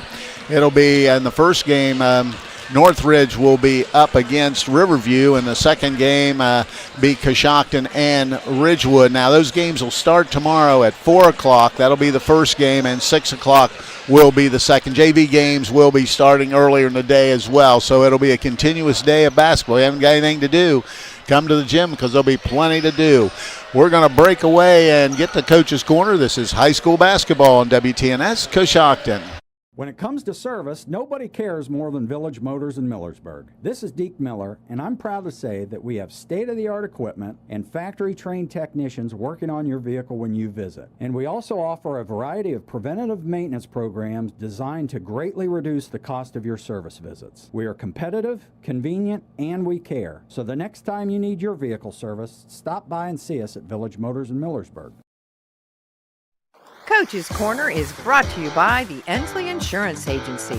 For auto, home, business, and life insurance, call 740-622-1111. That's the Ensley Insurance Agency, 433 Walnut Street, Coshocton. My guest now is Dale Jennings, the head coach of the Riverview Bears. And Coach, I've really been kind of interested in talk with you here. You've such a tough opening schedule, and I'm just kind of getting your take on how things have gone and how you feel they've been going. I think we're progressing. I mean, we're starting to add a few extra things now to our offense. Probably really need to work on our defense because we just lost 72-71. For the most part, I mean, Philo, I think Philo's better than people might think. I think Coach Trout coached a really good game against us. Our kids were a little off. That might have been because of them.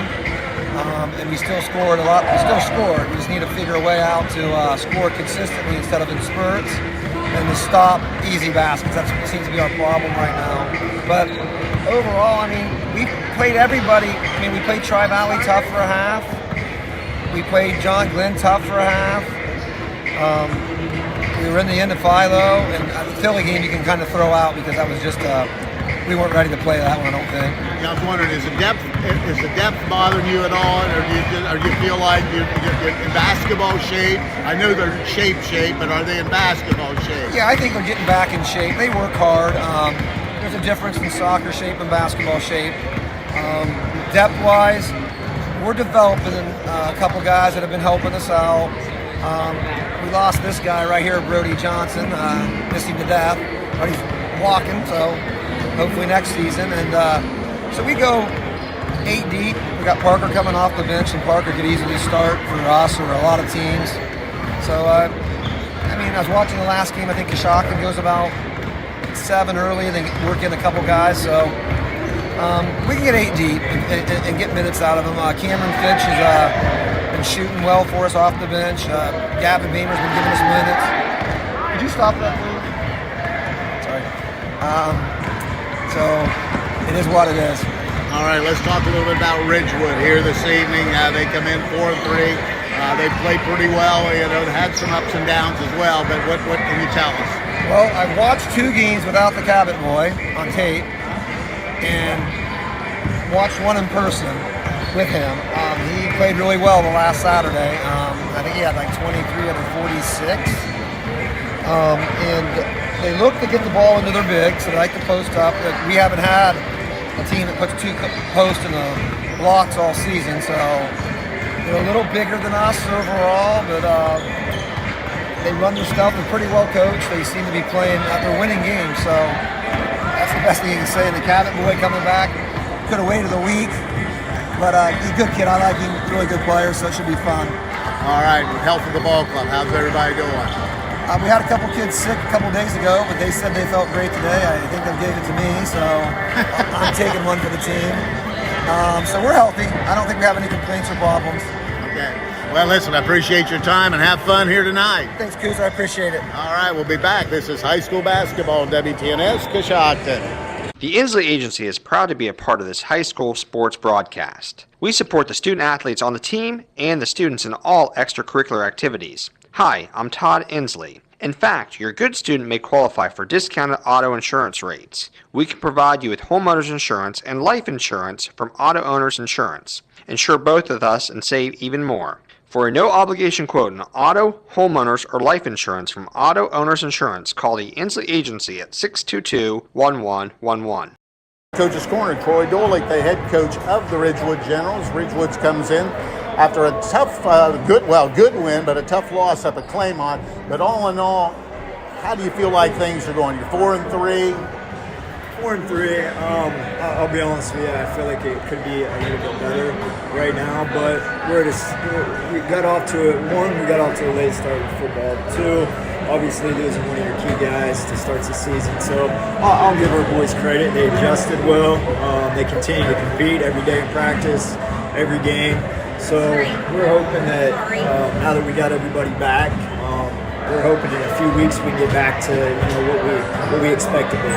I always say, you have the first half of not first half, you have that first month, then you hit the Christmas break, that kind of slows you down a little bit, then you have to regroup, now you get a couple games under your belt, and then January rolls around, and then it's just a straight shot. It is, and our January is really busy. We got a week off after the Classic, but next Saturday we have Licking Valley, and then we have 4 games in 7 days, so we'll have a little bit of a break after this, but once January starts, we're back to back to back, and then any IVC, it's Tuesday, Fridays. It's dogfights every single night. So we're hoping once the first of the year comes, we can get back full strength and get going. All right, let's talk a little bit about the game tonight with Riverview. Riverview comes in with a 2-4 record. Maybe a little better than that 2-4 record indicates. They are. They're much better than 2-4. They play a tough schedule. They're playing the NVL big school. They've had a challenging schedule. They're very athletic. They shoot it well. They get up and down the court. I think it's one of the most athletic teams that I've seen 1 through 5 in recent years. They've had good players, but from 1 through 5, from an athleticism standpoint, it's one of the more athletic teams that I've seen. So we're going to have our hands full tonight for sure. All right, Keys, what do you want to see your kids accomplish here this evening? We got to guard the perimeter. Like I said, they shoot it well from the 3. They've got 3 or 4 kids that can get hot in the blink of an eye. And we got to box out, no second chance. So if we can contain the perimeter and keep them to single possessions, hopefully things come out all right. Hey, listen, I appreciate your time. Good luck here this evening. Thanks, Hughes. All right, we'll be back. This is high school basketball on WTNS, Coshocton. Coach's Corner has been brought to you by the Inslee Insurance Agency, 433 Walnut Street in Coshocton. Call the Inslee Insurance Agency at 740-622-1111 or go to insleeagency.com.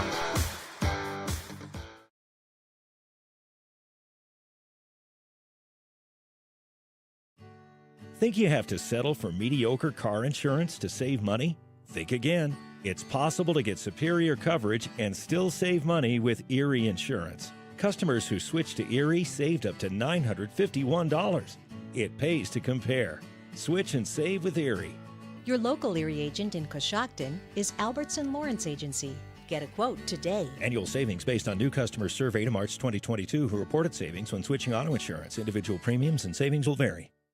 Claxon Custom Printing and Promotions is a proud supporter of high school athletics. Contact Casey Claxon or Judd Bone at claxonprinting.com for printed t-shirts, embroidery, and branded promotional products for your booster club or business. We can also help your team set up an online fundraising store to sell your team apparel to fans across the country. Visit claxonprinting.com or call 740-623-2145. 2025 will be here before we know it. Start the new year off right by enrolling in one of Buckeye Career Center's upcoming adult education courses. Earn your high school diploma and industry-recognized credentials for free through our adult diploma program. Upcoming ADP offerings include automotive engine repair, Ohio commercial pest control technician, drone license prep, welding, and manufacturing and warehousing associate. Also offering nail technician and plumbing in January. Call 330-339-2288 to enroll today. Transform your home with the timeless beauty of cedar without the hassle. MRV Siding Supply with maintenance-free sham-clad shiplap siding. Whether it's for porch ceilings, siding, or shutters, their sham-clad shiplap siding offers the latest designs that everyone is talking about. Get the look of cedar and elevate your home with sham-clad shiplap siding today. That's MRV Siding Supply in Millersburg, Newark, and Pittsburgh, Pennsylvania. Visit them on the web at mrvsiding.com. Get your siding supplies from the siding guys. MRV Siding Supply. This is the Mouse Man from RAM 5-Point Auto Sales, and we're rocking this season. We have a large selection of clean, newer vehicles to fit everyone's budget. If you drive by the 5-Point light and don't see what you're looking for, stop and let us know. We'll go find it for you. When you buy a car from RAM 5-Point, we take care of your vehicle for the life of the vehicle. We'll wash your car every 2 weeks for as long as you own it. Welcome back to the Wigwam at Coshocton High School. The starting lineups are brought to you by R.J. Wright & Sons, a locally owned family business offering a full line of ag diesel, lubricants, and gasoline. You can't go wrong with the right fuel. We'll take a look at the visitors tonight, which will be the Riverview Black Bears. We've got a 6'1 senior wearing number 0, Laird Williamson. A 5'10 senior, number 2, Hayden Walters. A 6'4 junior wearing number 5, Carter Wesney. A 6' senior wearing number 11, Cale Summers. And a 6'5 junior wearing number 30, Leighton Massey. Now for the home team in tonight's contest, the Ridgewood Generals. Got a 6'3 junior wearing number 4, Logan Ridenball. A 6' junior wearing number 10, Jackson Cabot.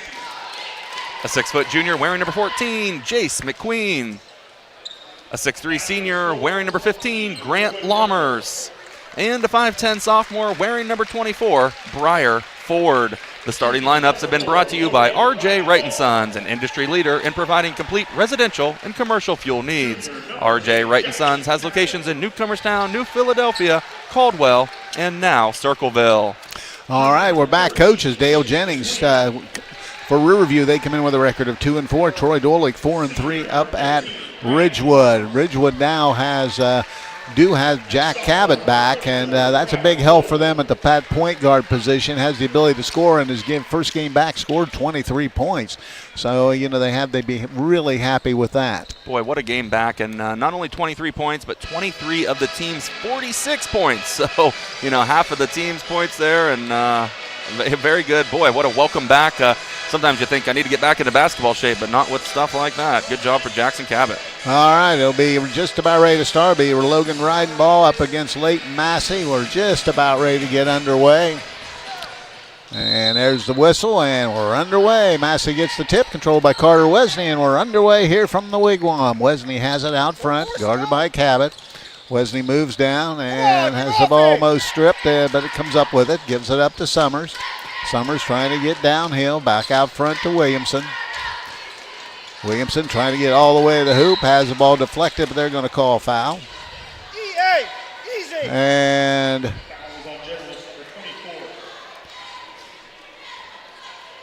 I'm not sure who they called that on. I think 24. 24, and I'm not. Which is Briar Ford. Ford picked it up. That's right. And missing the shot was Wesney, and rebounding comes down to number 14, Jace McQueen.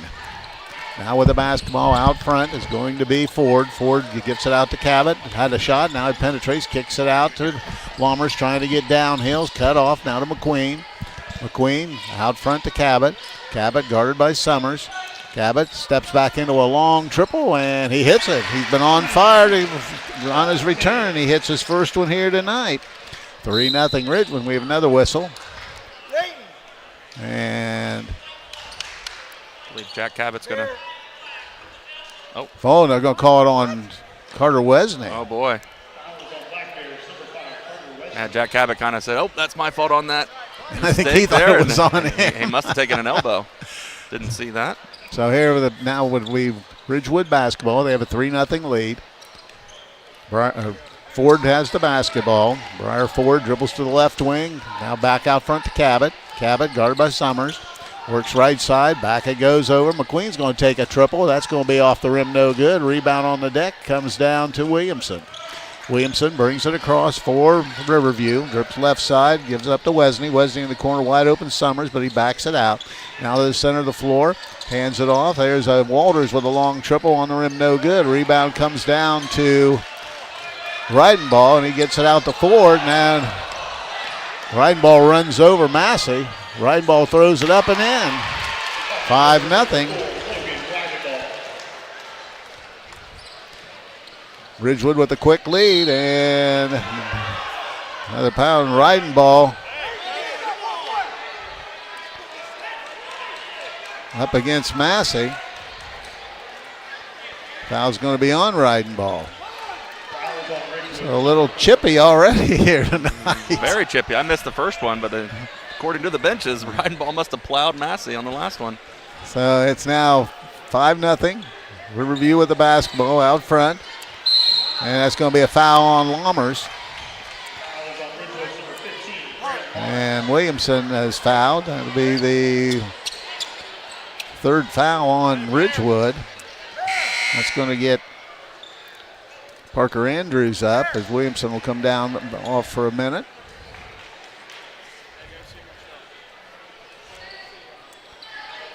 They get it inside. Skip it out to Summers. Summers in the corner looking down low it goes. Massey trying to get in. Little jump hook is good. Massey gets the first two for Riverview. Leighton Massey with 2 points. 5-2 the score.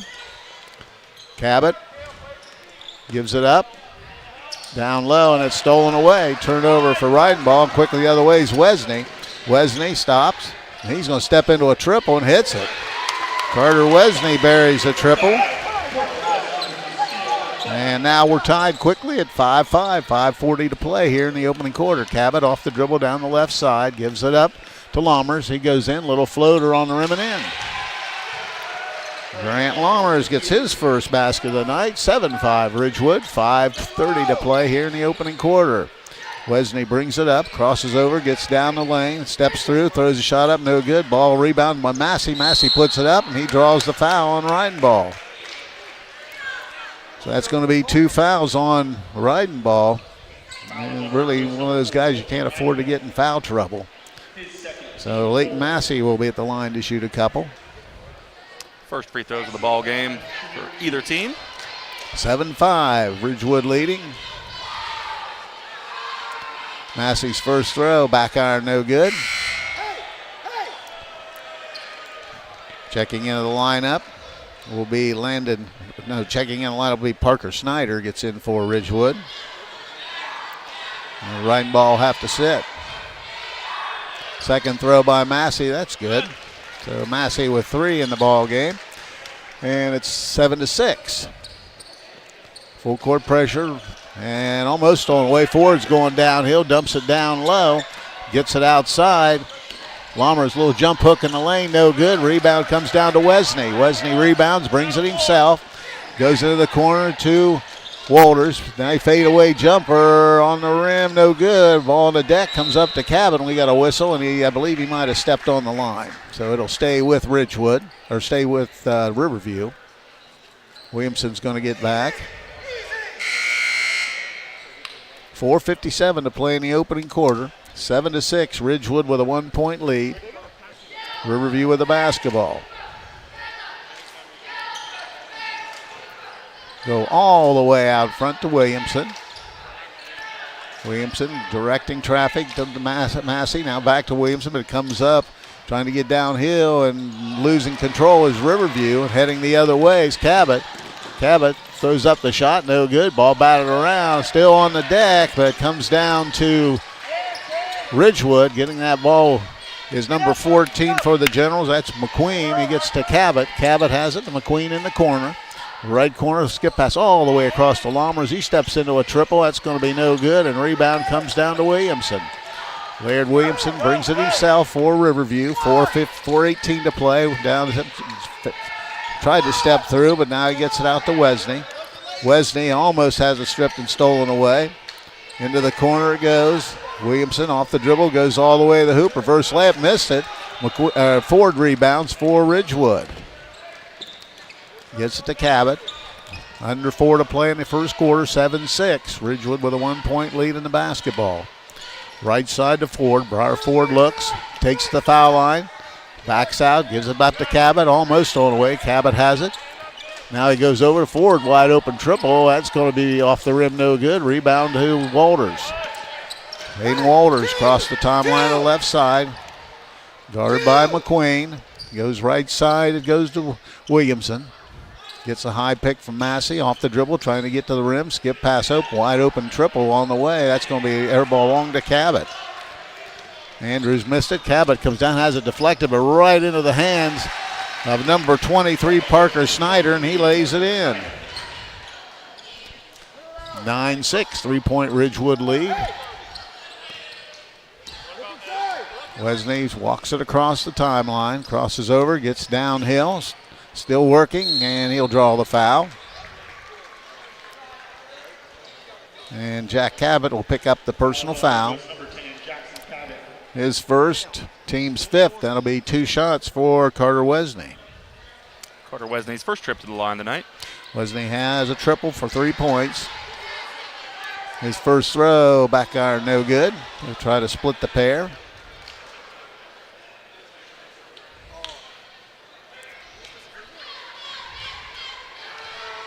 Gives it a couple dribbles, and that one's in and out, no good. Ball bounces around, comes up to Cabot.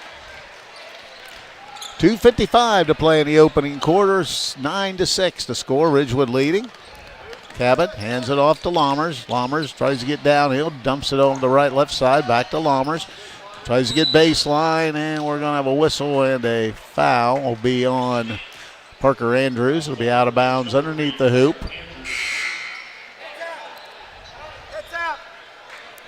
Summers is checking back in, and Wesney will take a break. And Cabot will be the inbounder. Goes all the way out top. Cabot gets it back, dumps it down. Nice little give and go, and laying it in once again is Parker Snyder. He has 4 points here in the first quarter. Nice pass from Cabot, gets the assist. Now 5-point lead, 11-6. Williamson puts a shot on the rim, no good. Ball's loose, comes up to Snyder. Quickly down and gives it to McQueen. McQueen lays it up, missed it. Rebound to Walters, and Walters comes in a hurry. Walters has it deflected out of bounds from behind by McQueen. It'll stay with Ridgewood on the far sideline. 2:14 to play here in the opening quarter. Ridgewood with a 5-point lead at 11-6. Summers will inbound for the Bears. High lob pass goes down low, and laying it in is going to be Leighton Massey. Just a little bit of a mismatch down low, and Massey gets the basket. He has 5 points here in the first quarter, makes it now 11-8. Cabot across the timeline, goes right side to Ford. Briar Ford all the way across to Grant Lammers, back out front to Cabot. He takes the three, no good. Rebound comes down to Ridgewood's Walters. He comes on down the middle and lays it in. Hayden Walters gets his first basket. Now all of a sudden we have an 11-10 score with 1:40 to play. Ford's double team. Now he backs down, gives to Cabot. Now they get it across to Lammers. Lammers stops, gives it to Ford, and he scores the basket. Briar Ford gets his first basket. And it's now 13-10 Ridgewood, 3-point lead. And we've got a foul on, I believe it's going to be on number. It was Lammers. It would be Lammers, number 15, okay. Fought his way through a screen on Massey and just leveled him. So Massey will be at the line. He's 1 of 2 from the free throw line here in the first quarter.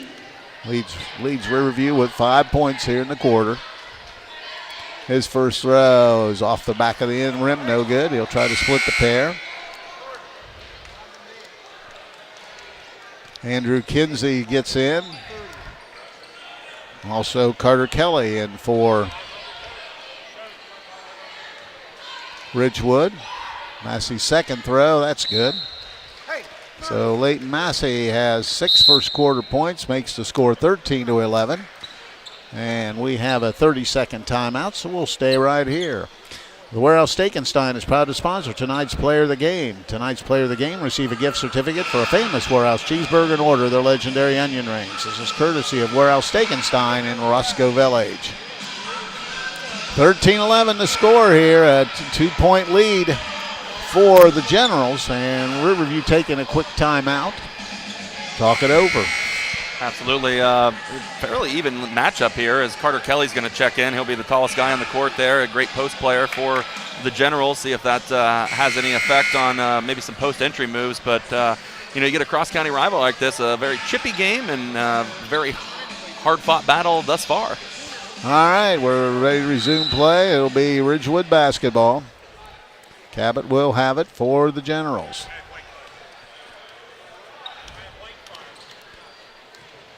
They get it across to Ford. Ford doubled.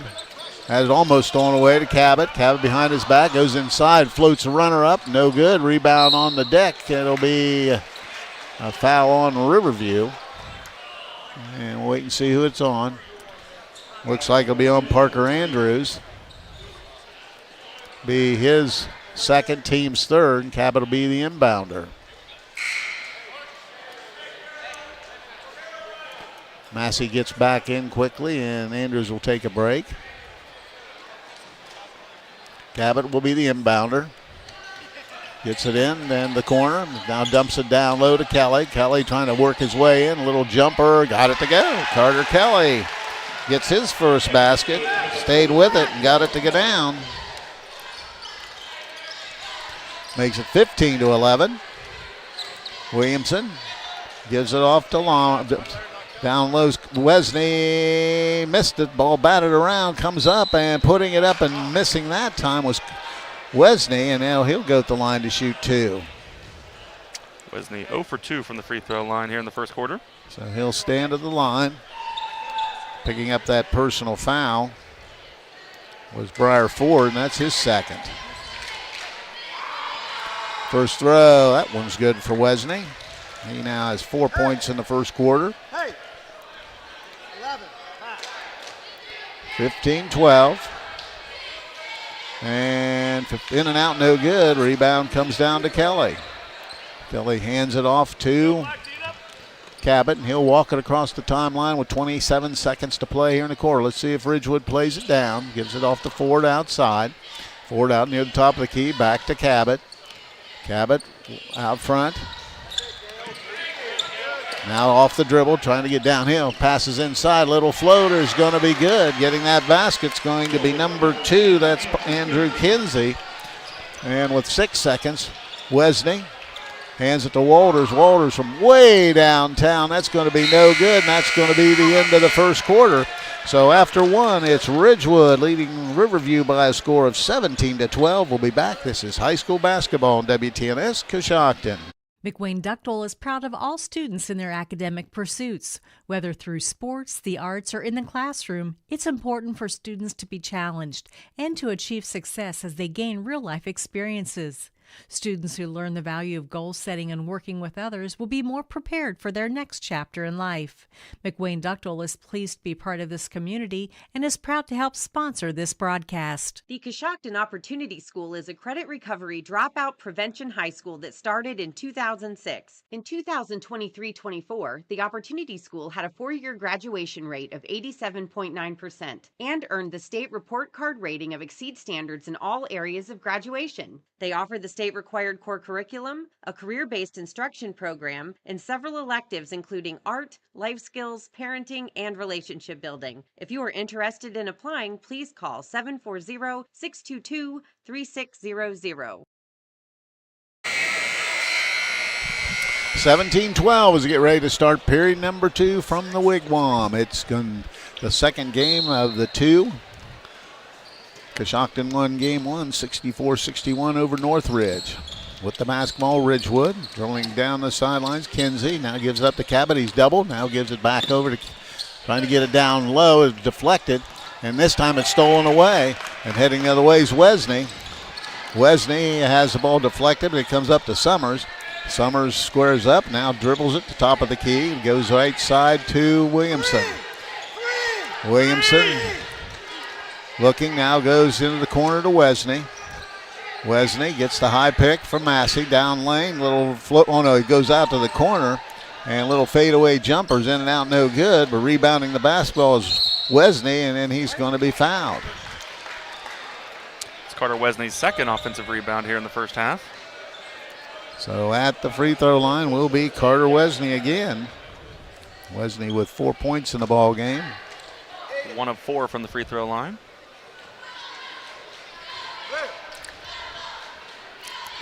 First throw on the way, high up, no good.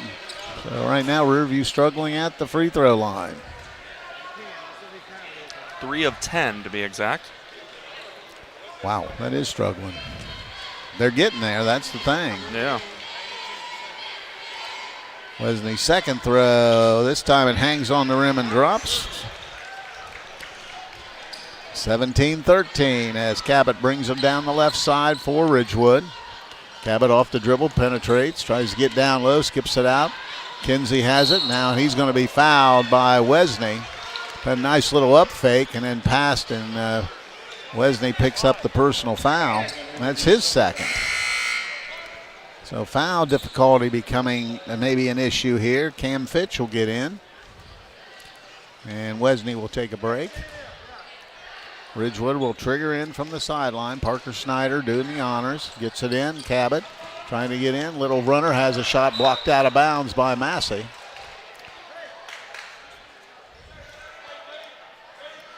So Cabot will be the trigger. Looking, goes all the way out. Almost had it stolen away, but McQueen runs it down. Gives it into the corner to Kelly.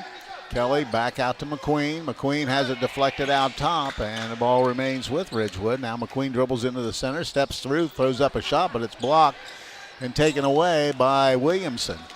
Williamson has it, gets it across the timeline for Riverview. Into the corner goes to Walters.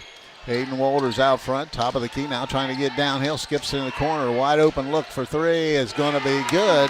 Knocking down that three is Cam Fitch. Good pass, and we have a 1 point game now. It's 17-16 as Cabot brings it across for the Generals. Has ball stolen away again, and that's going to be Walters. Walters stops and lays it in. So a turnover and a steal for Walters. And all of a sudden, a good run by Riverview, and it's now a 18-17 game, be a 30-second timeout, so we'll stay right here.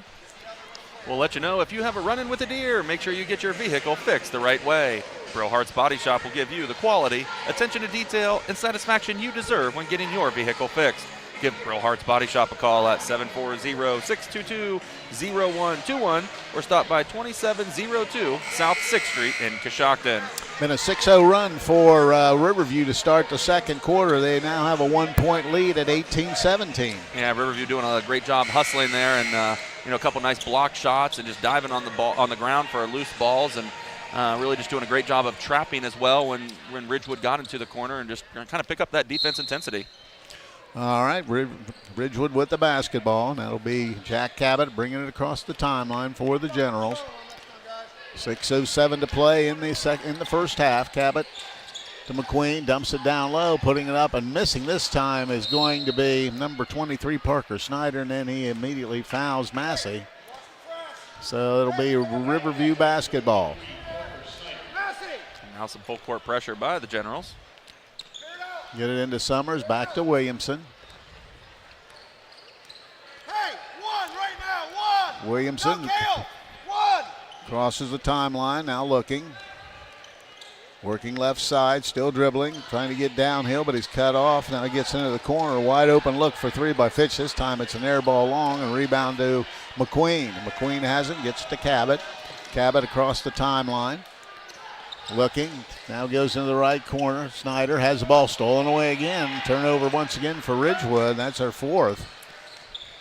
And with the ball, Williamson. Williamson has it almost stolen. Now trying to work downhill. Little runner missed the shot. Rebound on the deck, and Williamson hustles and gets the rebound. May steps back and shoots the shot, misses it. This time Carter Kelly rebounds. So Kelly hands it off to Cabot. Cabot comes down the left side. Cabot dumps it down low, kicks it outside, works the corner to Kelly. Kelly has it. Down low, almost stolen away again. Now they dump it back to Cabot. They run at him. He takes a shot. That's going to be no good. And the rebound comes down to Williamson. Laird Williamson brings it himself. 18-17, 4:41 to play here in the first half. Riverview with a 1-point lead. Hayden Walters has it, gets the high pick, and we've got a whistle. And looks like that'll be on number 14. That's Jace McQueen. That's the second time Massey's gotten leveled on a screen there. Not quite sure if the defense isn't calling out the screens or. So checking in for Ridgewood will be Wyatt Marlatt getting in. And with the basketball will be Riverview. Bamer was checked in, has it. Gets the high pick. Williamson's trying to bounce his way in, and fadeaway shot's no good. Rebound comes up to Riverview. Or to Ridgewood. Coming the other way is Cabot. Cabot dumps it off down low. Kelly. Now they get it right down low. Snyder trying to work his way in, and he gets there. Parker Snyder breaks the string for Ridgewood, gets a basket. He has 6 points. Now they have a 1-point lead at 19-18. We're halfway through the first half. Our second quarter, that is. With the basketball is going to be Williamson. Williamson crosses over, tries to get downhill, has it deflected from behind. It'll remain with Riverview. So it'll be Riverview ball, and it'll be Cale Summers, the inbounder. McQueen getting in. Cabot will take a break. Summers, the inbounder, looking. Now gets to the left side to Walters. Walters penetrates, bump, no call. And ball's on the deck and turns the ball over. And with the basketball is going to be Ridgewood. Down the middle line, now dumps it down low to Kelly. Little floater's no good. Rebound comes down. Shot is no good by Snyder. And this time the rebound comes down to Bamer, but he loses it out of bounds, so it'll remain with Ridgewood. 19-18 with 3:30 to play. Cabot quickly gets back in after a quick break. 1-point lead for Ridgewood. 19-18, 3:30 to play. Throws it in. It's stolen away. Heading the other way is Williamson in a hurry. Puts the shot up, missed it. Ball's on the deck. It'll stay with Ridgewood. So Williamson missed the layup. He thought he was fouled. Pleading his case to no avail. McQueen gets in. Now Cabot's back out. Must have wanted to run something there with Cabot, so they quickly got him in, but now he's going to take a more of an extended break with 3:23 to play here in the opening half.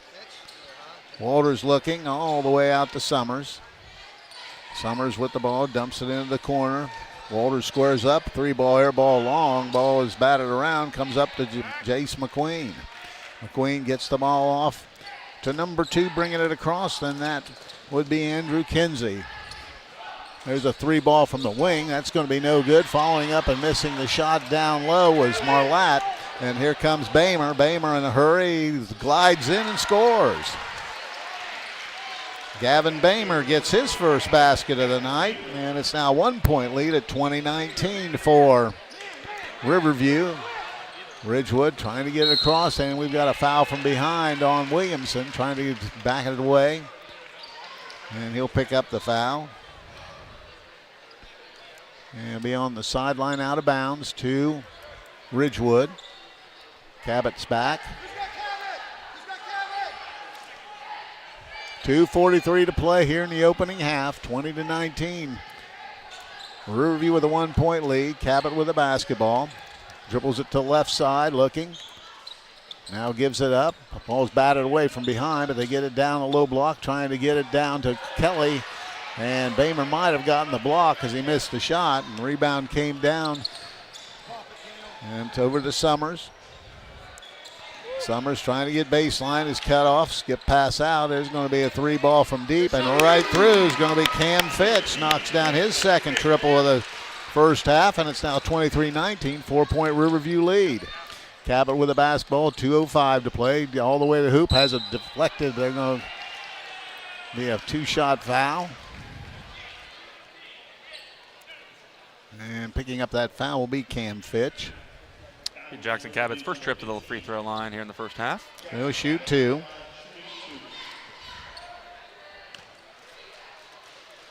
First throw on the way. That's good for Cabot. Has 4 points in the ball game. Bamer out, and getting back will be Massey.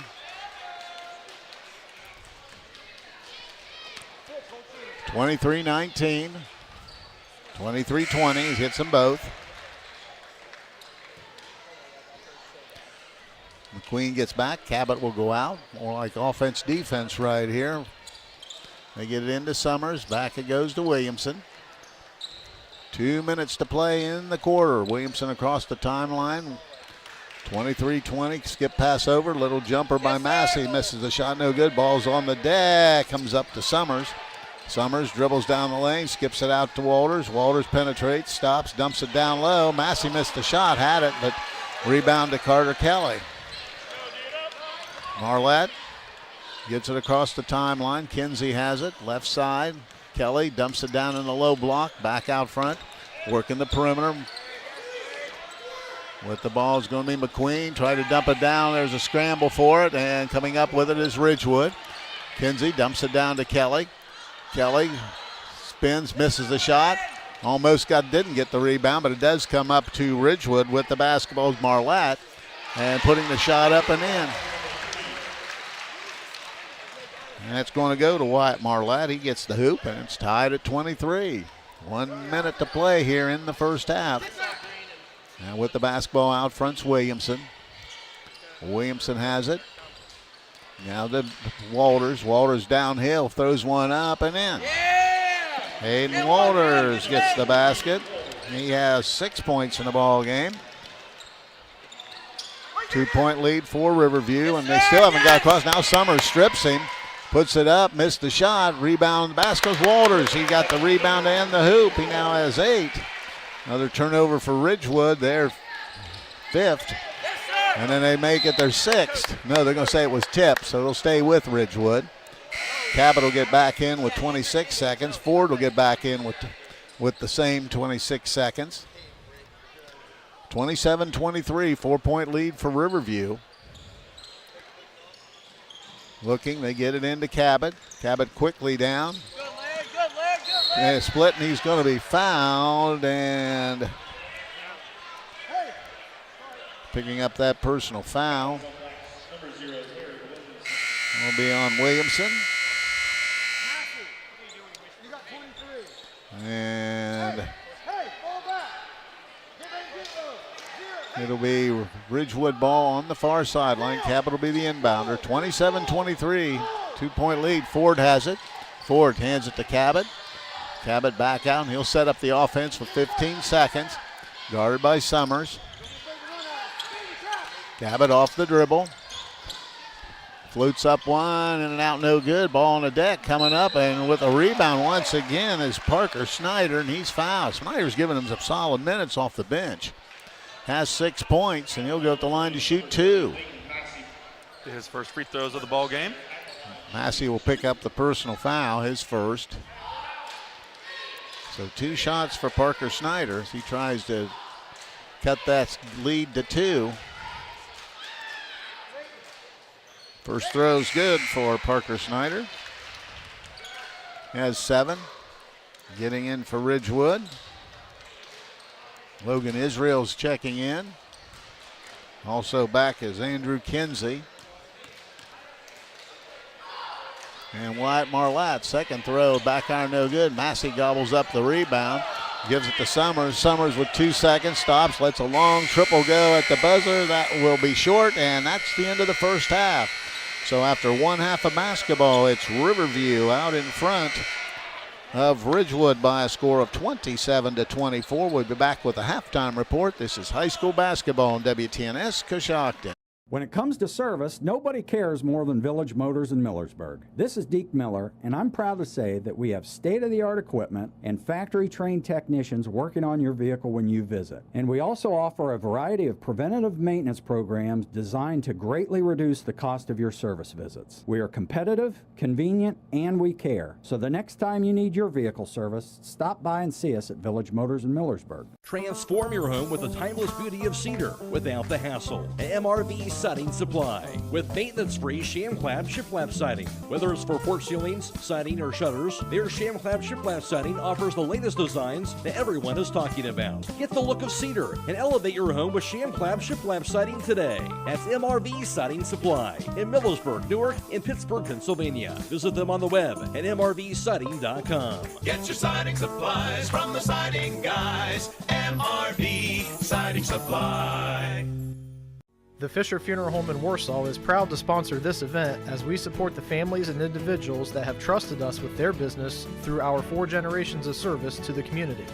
As the oldest family-owned and operated funeral home in Coshocton County, we understand the importance of supporting our youth and fostering pride in our community. Please call us anytime at 740-824-3515 for any of your pre-need or at-need funeral counseling needs. You can also visit our website at fisherfuneralhome.com. The Fisher Funeral Home, serving others as we would like to be served since 1937. I'm Stacy Rice from Coshocton Collision Center. It seems like you hear more about deer accidents every day. If you have an accident with a deer or any other collision, come see us at Coshocton Collision Center. We put you, the customer, first by using the newest environmental-friendly paint products from PPG to preserve our environment. We complete repairs as promised, and we guarantee our work. For all your body repair needs, come to Coshocton Collision Center, 225 Main Street in Town Center, Coshocton, across from Wilson Carpet and Furniture, or give us a call at 623-7347. It's the most wonderful time of the year, and the Coshocton Coffee Connection is here to sweeten your holiday season. Sink your teeth into our festive Christmas cutout cookies, indulge in creamy, chocolatey Buckeyes, or grab an assorted cookie tray, perfect for holiday gatherings and gift giving. Taking holiday orders now through December 20th. Don't wait. Place your order today or stop by to pick from our large selection of fresh homemade goodies. Visit Coshocton Coffee Connection for the perfect holiday treats, because nothing says Merry Christmas like a plate of deliciousness. Coshocton Regional Medical Center now has 2 new walk-in clinic locations in Warsaw and Newcomerstown. Our providers can get you back on the road to recovery with a quick walk-in visit with no appointment necessary. Experience the ease of taking care of your health on your own schedule by visiting one of the conveniently located walk-in clinics in Warsaw or Newcomerstown. For more information, visit CoshoctonHospital.org. Coshocton Regional Medical Center, where care matters most. Pearl Valley Holiday Gift Boxes are a great gift for anyone, full of delicious, healthy foods at a reasonable price. With a variety of 8 boxes to choose from that can be shipped or picked up at Pearl, your friends and family will be delighted with your choice. And remember, Grace says Pearl Valley cheese is a gift that does not collect dust. So make the Pearl Valley cheese a part of your gift giving this season. This is John from the Warehouse Restaurant in Roscoe Village. The Warehouse is again proud to sponsor the player of the game, where they will receive our legendary onion rings and our famous cheeseburger. The Warehouse is the place to go before or after the game, or the place to be to watch your favorite college or professional team. The Warehouse is open 7 days a week, 11 to 9 Monday through Saturday, and 11 to 5 on Sunday. Good luck to all the area high school teams. Halftime report. Bradford Financial Group provides wealth and protection strategies for your financial health. Call them at 740-622-3347 or visit them at 636 Chestnut Street in Coshocton. First game today was Coshocton, a winner over Northridge by a score of 64-61. In this ball game, Ridgewood jumped out in front. They led at the end of the first break, 17-12, but a good second quarter where Riverview outscored Ridgewood 15-7, and at halftime, Riverview leads by 3, 27-24. Taking a look at individual scoring in the first half. First for Ridgewood, they had a bunch of people score. They had 8 people actually score in that first half. They were led by Parker Snyder off the bench, who had 3 field goals and a free throw for 7 points. Jackson Cabot had 5 points on a triple and 2 free throws. 6 points for Grant, or 2 points from Grant Lammers. Also, Logan Breidenball basket, Briar Ford a basket, Carter Kelly a basket, Andrew Kinsey a basket, and Wyatt Marlette a basket. That is the 24-point total for Ridgewood. For Riverview, they were led in scoring by Hayden Walters, their leading scorer. He had 8 points on 4 field goals. Leighton Massey had 6 points on 2 field goals and 2 free throws. Cam Fitch also had 6 points on a pair of triples. 5 points for Carter Wesney on a triple and 2 free throws, and 2 points from Gavin Bamer. That is the 27-point total for Riverview. Now with the first half team numbers, here's Chris Wallace. Thank you very much, Coos. As you mentioned, Riverview on top of Ridgewood at the half, 27-24. 3-point land, Riverview was 3 of 11, shooting 27%. Ridgewood was 1 of 6, shooting 16%. 2-point field goals, Riverview was 7 of 20, shooting 35%. Ridgewood was 9 of 23, shooting 39%. At the free throw line, Riverview was 4 of 10, shooting 40%. Ridgewood was 3 of 4, shooting 75%. In the rebounding department, it was Ridgewood out-rebounding Riverview 20-19. And the turnovers, Riverview had 1, Ridgewood with 5. All right, now you take a look at the stats, and it's just been, everything's fairly even. Turnovers, really surprisingly, only 6 turnovers in this entire first half. So, but 16% shooting from Ridgewood on 1 of 6, but 27 from Riverview at 3 of 11. Really, nobody really got into much of a real flow. Yeah, you're exactly right. Just a little physical, kind of looking in the down low area. Nothing too crazy with a bunch of threes. Just kind of looking in that low post area for a high percentage shot. And again, as mentioned, a very physical game and a little chippy out there, but. It's hard to get into a good flow, but both teams running the floor pretty well. Just I don't know if there's a lot of nerves, kind of hyped up, missing a few layups and a few kind of easy bunnies out there that well defended and a lot of pressure. And a few of those, I think you mentioned at least one specific. Somebody kind of gets hammered going for a layup and no call, but just missed the free throw and kind of going the other way. So they're kind of letting them play a little bit here tonight. All right, halftime. It's 27-24. Riverview out in front of Ridgewood. We'll be back and get the second half started. This is high school basketball on WTNS Coshocton. It's the year-end blowout at Jeff Drennan Chrysler Dodge Jeep Ram. Get behind the wheel of the refreshed 25 Ram 1500, the truck that redefines power and style. And right now, save over $11,000 off MSRP. But that's not all. Every new vehicle comes with a lifetime powertrain warranty now through January 1st. That's peace of mind for the long road ahead. Don't miss out. These trucks are going fast, and the clock's ticking. Jeff Drennan Chrysler Dodge Jeep Ram, where you'll always drive away with more. Visit us today online at jeffdrennan.com or stop down and see us at 1921 Otsego Avenue. Coshocton Dentistry offers professional, state-of-the-art dental care in a small-town practice. Dr. Brian Dunlap and Dr. Patrick Lopper and their entire team are dedicated to educating you with the help of digital technology to give personalized dental care that you deserve. Keeping your teeth for a lifetime in maximum comfort, function, and aesthetics is achievable as the mission states. To schedule your appointment with the local professionals at Coshocton Dentistry, give them a call at 622-5774 or stop by 448 Main Street in Coshocton. Visit their website at CoshoctonDentistry.com. Transform your home with the timeless beauty of cedar without the hassle. MRV Siding Supply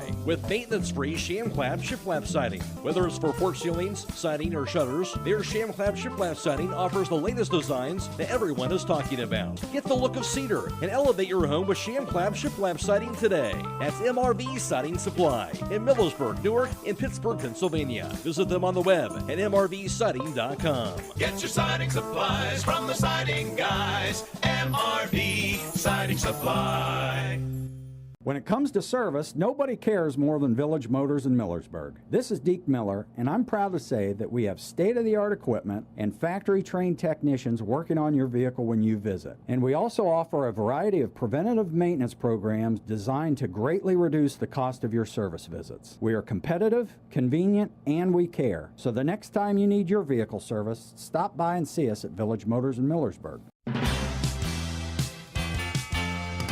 It's time to be thinking about those concrete projects. Coshocton Materials offers ready-mix concrete, precast blocks, and a variety of mason and concrete products. Located on County Road 621 in Coshocton, call today for prices and delivery options at 740-722-9015. That's 740-722-9015.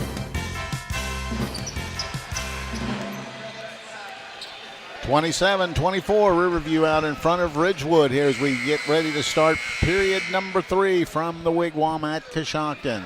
The Warehouse Steakenstein is proud to sponsor tonight's Player of the Game. Tonight's Player of the Game receive a gift certificate for a famous Warehouse cheeseburger and order their legendary onion rings. This is courtesy of Warehouse Steakenstein in Roscoe Village.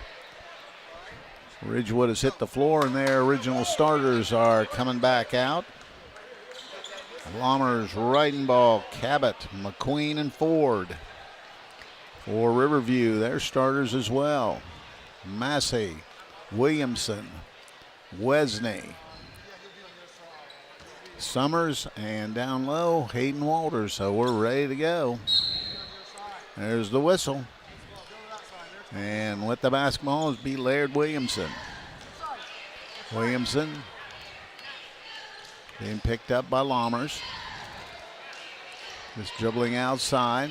Now gets the high pick. Stops. A little fadeaway jumper. Hit it. His first basket of the ball game, and it's now a 5-point lead at 29-24. Ford brings it across the timeline. Working out front. Now dribbles towards the left side and gives it up to Lommers. Lommers trying to get downhill. Little runner on the lane, no good. Rebound comes down to Massey, but it comes up to Reidenball. He misses the shot, and this time Massey secures it and almost gets tied up as he tries to clear it out, and he does. Gets it out to Williamson, ahead to Summers. Summers back to Williamson, top of the key, off the dribble, trying to get downhill. Shot is up, and looks like it's a three-pointer. I was writing the stat down. And that shot was hit by number 11. That'd be Summers. So Cale Summers knocks down the triple. His first basket. Now Lommers stops, fade away. That's going to be an air ball long. Another rebound for Massey. Now he gives it up to Williamson. Now to Walters, and he gets across the timeline. Guarded by McQueen. Now 8-point lead for Riverview at 32-24. Walters spins, puts a shot up, no good. Rebound comes down to McQueen, almost tied up, but gets to Cabot. Cabot quickly in a hurry, all the way down, dumps it down in the low block area. A little spin move up, missed it by Lommers, batted around, another rebound, Massey. Massey gets it out. But the basketball is going to be Wesney. Wesney to Walters, downhill. Little scoop shots blocked out of bounds. They're going to call a foul on somebody. Looked like a clean block, but I think they got somebody with a body. Yeah, it's going to be on Reidenball from the other side, so he'll pick up the personal foul, and that'll be send Hayden Walters to the stripe, I believe, for the first time tonight. It is Hayden Walters' first trip to the line tonight, and that's going to give Reidenball his third foul of the ball game. So 2 free throws coming, and first one's no good for Walters. He'll try to split the pair. 32-24, 8-point lead for Riverview. They've scored the first 5 of the quarter. Second throw misses both, and Reidenball gobbles up the rebound, gets it to Ford. Ford gets it across the timeline, backs it out. Now left side to Cabot. Now they double, gets it off to Ford. Ford down and trying to work his way through. Little dribble drive, no good. Rebound comes up to Lommers, and he's fouled. So Grant Lommers grabs the rebound. He'll go at the line to shoot 2 free throws. This will be Grant Lommers' first trip to the free throw line here tonight.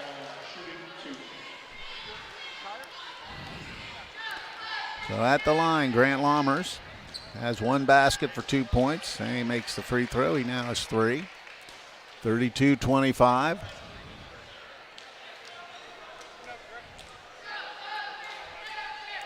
(32-26) as he hits them both. Wesney brings it across the timeline, high on the left side. Now they work to the wing. Summers going to let another triple go, and he hits back-to-back triples. Cale Summers now with 6 points, makes it 35-26. to Briar Ford. Fried on the left side. Now out front to Cabot. Cabot doubled. Gets it up, and they go to Lammers. Kicks it out to Ford. He's going to take a triple. That's going to be no good. And foul from behind will be McQueen, and that'll be Walters grabbing the rebound. So 5:14 to play here in the third quarter. 9-point lead for Riverview at 35-26.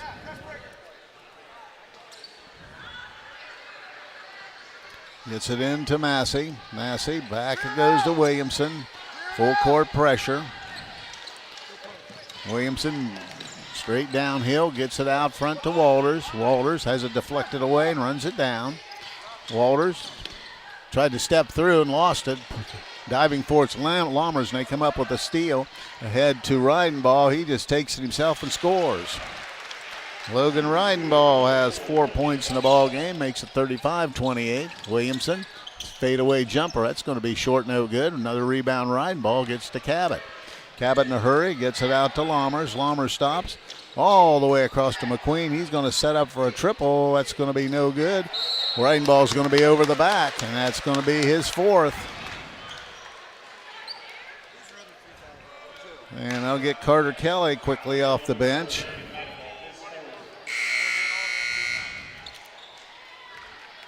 So he'll come out. That'll be the third team foul.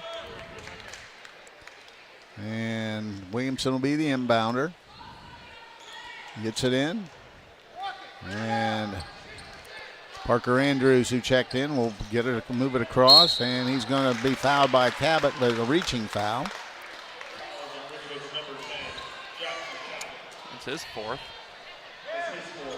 Wow, I didn't realize he had 4. Start looking at the board. You got 4-4, 2-2-2 fouls on the 5 on the floor for Ridgewood.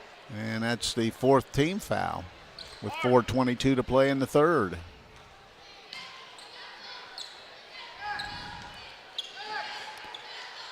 So with the basketball, Williamson, and almost lost it. Comes up.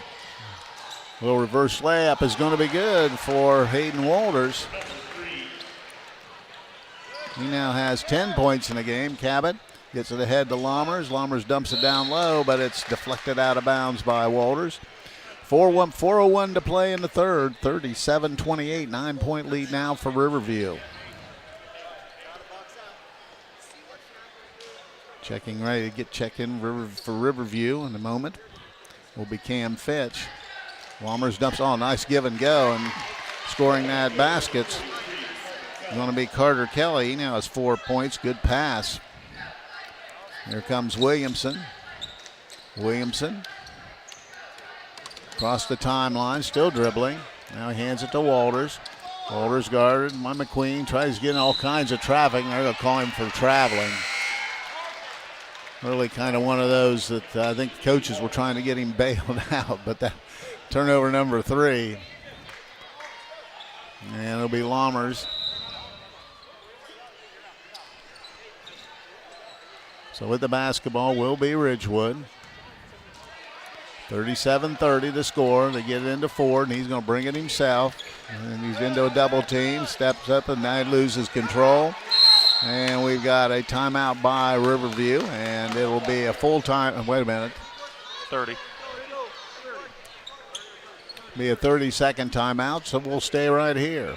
The Warehouse Steak-N-Stein is proud to sponsor tonight's Player of the Game. Tonight's Player of the Game receive a gift certificate for a famous Warehouse cheeseburger and order their legendary onion rings. This is courtesy of Warehouse Steak-N-Stein in Roscoe Village.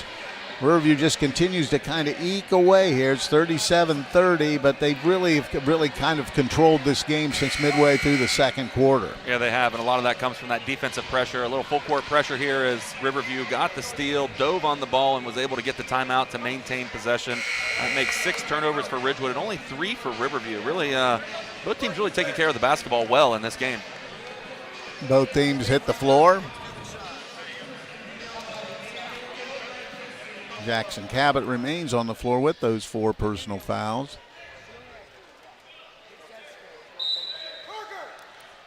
So Riverview with the basketball. Williamson will bring it across. Almost stolen away, but Williamson takes it downhill, dumps it into the corner. Andrews with it. picks up his dribble. Now goes to Summers. Summers guarded by Ford. Ford out on top of him, gets the high pick. Summers still thought about it. Now gives it up to Massey. Back to Summers. He's going to let another long one go. Banked it in. When you're hot, you're hot. Cale Summers from way down in town makes it a 40-30 game. Lammers has the basketball. Dumps it out front to Ford. Ford, 2:50 to play in the third. Gets it over to Lammers, trying to get downhill, skip past, penetrate in the lane, and they turn it over. And that turnover goes to Snyder. And here comes Williamson, nice pass, and scoring the basket's going to be Parker Andrews. He's going to be fouled from behind. Nice look. And a beautiful pass by Laird Williamson between two defenders. Very nice pass in traffic. So now a 42-30 score, and at the free throw line will be Andrews. Be his first free throw of the ball game. 42-30 with 2:36 to play here in the third quarter. Third quarters belong to Riverview. His free throw is good. Parker Andrews now with 3 points in the ball game. Here comes Lammers. Lammers right side. Back out to Cabot. Cabot off the dribble, almost lost it. Now picks it up, tries to get downhill. Throws up a shot, no good. Rebound on the deck. Have a mild scramble, but Summers comes up with it. No, he didn't. He was standing on the end line. I don't know how you can argue that call. If you're standing on it, you're standing on it. That's a tough one. So at the basketball will be Ridgewood. Cabot looking to throw it in. He does, out to Lammers, down to the corner to McQueen, back out front. There's Ford with a triple. That's going to be no good. Rebound is by Wesney. Clears it. Wesney will bring it himself. Carter Wesney hands the basketball to Walters. Walters high on the right side. 2 minutes to play in the third. Walters hands it off. Trying to get down. Andrews steps through. Missed the shot, but right there grabbing the rebound was Wesney. Had it stripped and stolen away. And coming quickly is going to be Ridgewood, and picking up the foul will be Riverview, and that'll send Ford to the line to shoot two. This will be Ford's first trip to the free throw line tonight. Cale Summers picks up that foul, so Ford to the line. He'll shoot two. He has 2 points in the game. Had a basket back in the first period.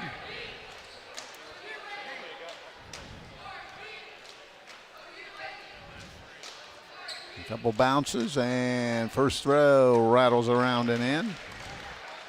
Ford with 3 points in the game. Andrew Kinsey is checked in for Ridgewood. Second throw is good, hits them both. So Briar Ford now with 4 points. Summers has it on the inbound. He goes down the left side. Goes all it takes down to the lane, skip pass into the corner. With the ball, Walters trying to penetrate and scores the basket. Hayden Walters, good strength move by Walters. He now has 12 points in the ball game. Here comes Cabot in a hurry. He throws one up and he gets one to go. Cabot now with 7 points in the game for Ridgewood. 1:18 to go here in the quarter. Wesney will bring it across. Crosses over. Out front, there's a long triple, and on the rim, no good. And Lammers rebounds, throws it back out front, but Walters gets it. Little scoop, no, nice pass inside to getting that basket's going to be Carter Wesney. It's good dish, and he'll go to the line to shoot the one. Nice move by Carter Wesney to draw the contact and still make the basket. He is 2 of 6 from the free throw line. He's going to try to add one here. 47-34, now a 13-point lead.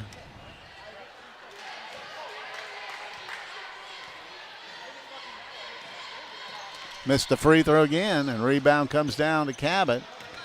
Cabot in trouble. Now he gets it across, and with the basketball, and looks like Ridgewood's going to call a full timeout, so we'll break away and be back. This is high school basketball on WTNS Coshocton. In our community, buying local isn't a choice, it's a way of life. At Jeff Drennan Dealerships, we're proud to be your local choice for all your automotive needs. For over 2 decades, we have been a proud supporter of everything Coshocton. From sales to service, our commitment to our neighborhood shines through in everything we do. Support your community. Buy local at Jeff Drennan Dealerships, because here, you're not just a customer, you're family.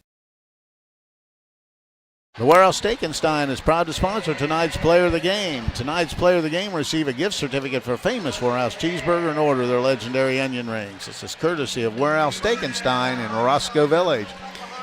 13-point lead for Riverview at 47-34, and they really have controlled things, as we mentioned earlier, since midway through that second quarter. Yeah, they really have. That full court pressure really providing some trouble for the Ridgewood guards. Jack Cabot doing a great job of beating it, but they're doing also a great job of double teaming him and forcing him to give it up. So I did hear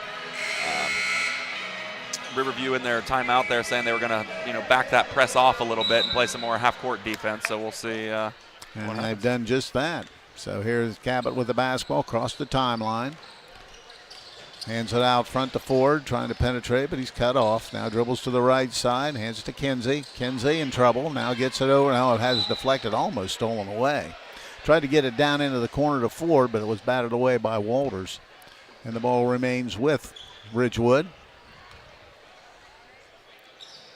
Dumps it down low. Cabot trying to get inside. Scoop pass down to Lammers. Puts the shot up. Has it blocked by Massey. Now in the corner. Ford's going to try, and he has it blocked by Wesney. Tried a 3-ball, and it was blocked into the student section. So it'll be Ridgewood ball with 30 seconds to play here in the third quarter. Riverview throwing a block party on this possession. So with the basketballs Ford, they're trying to get it in all the way into the backcourt. It goes, and with the ball's Kinsey. Hands it to Cabot. Cabot across the timeline.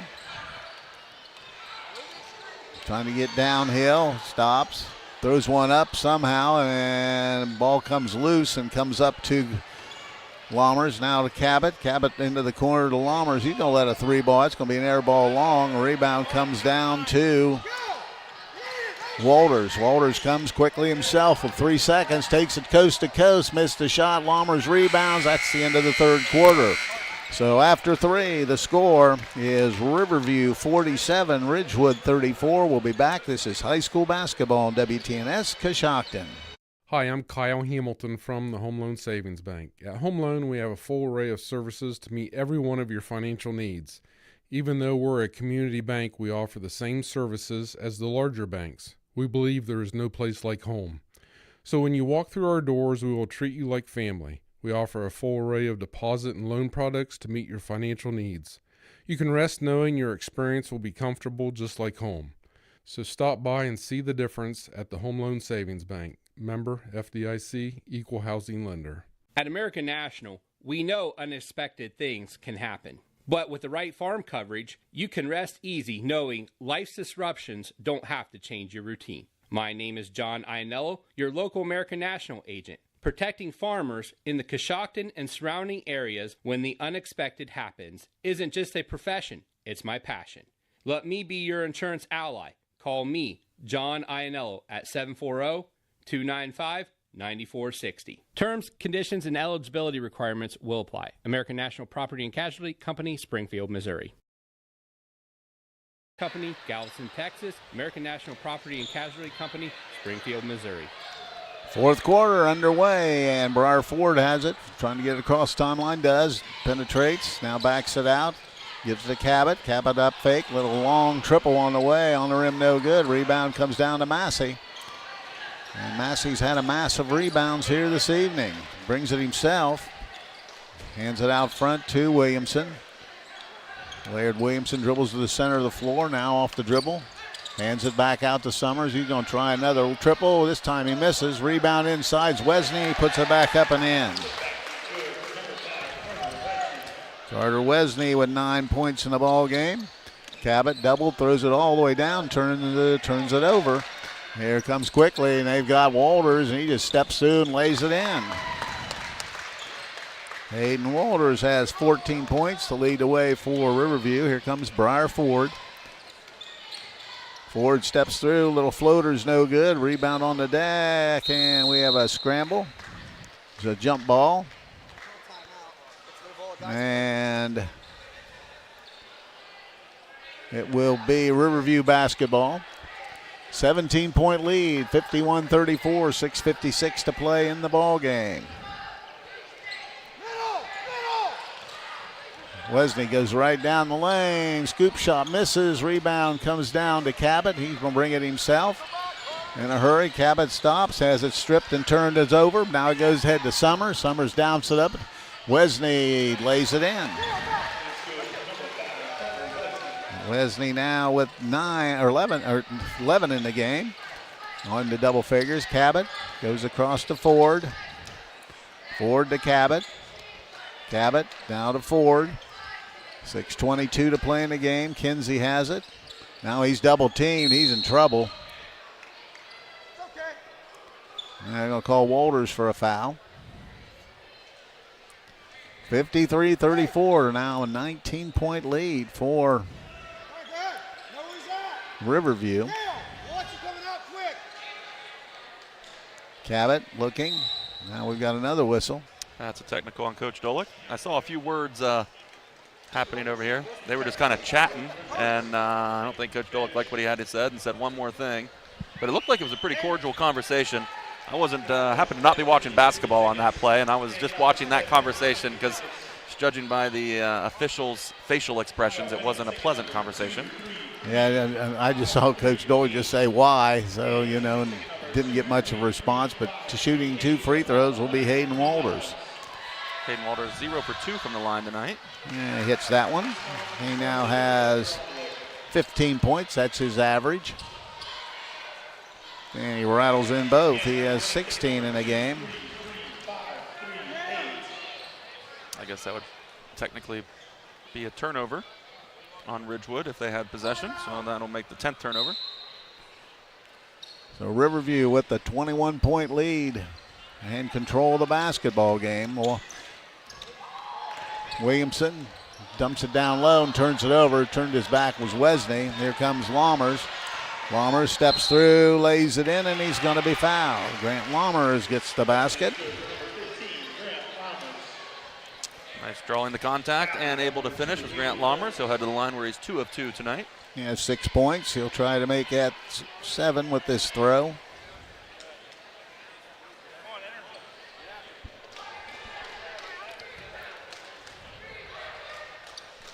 Free throw's good.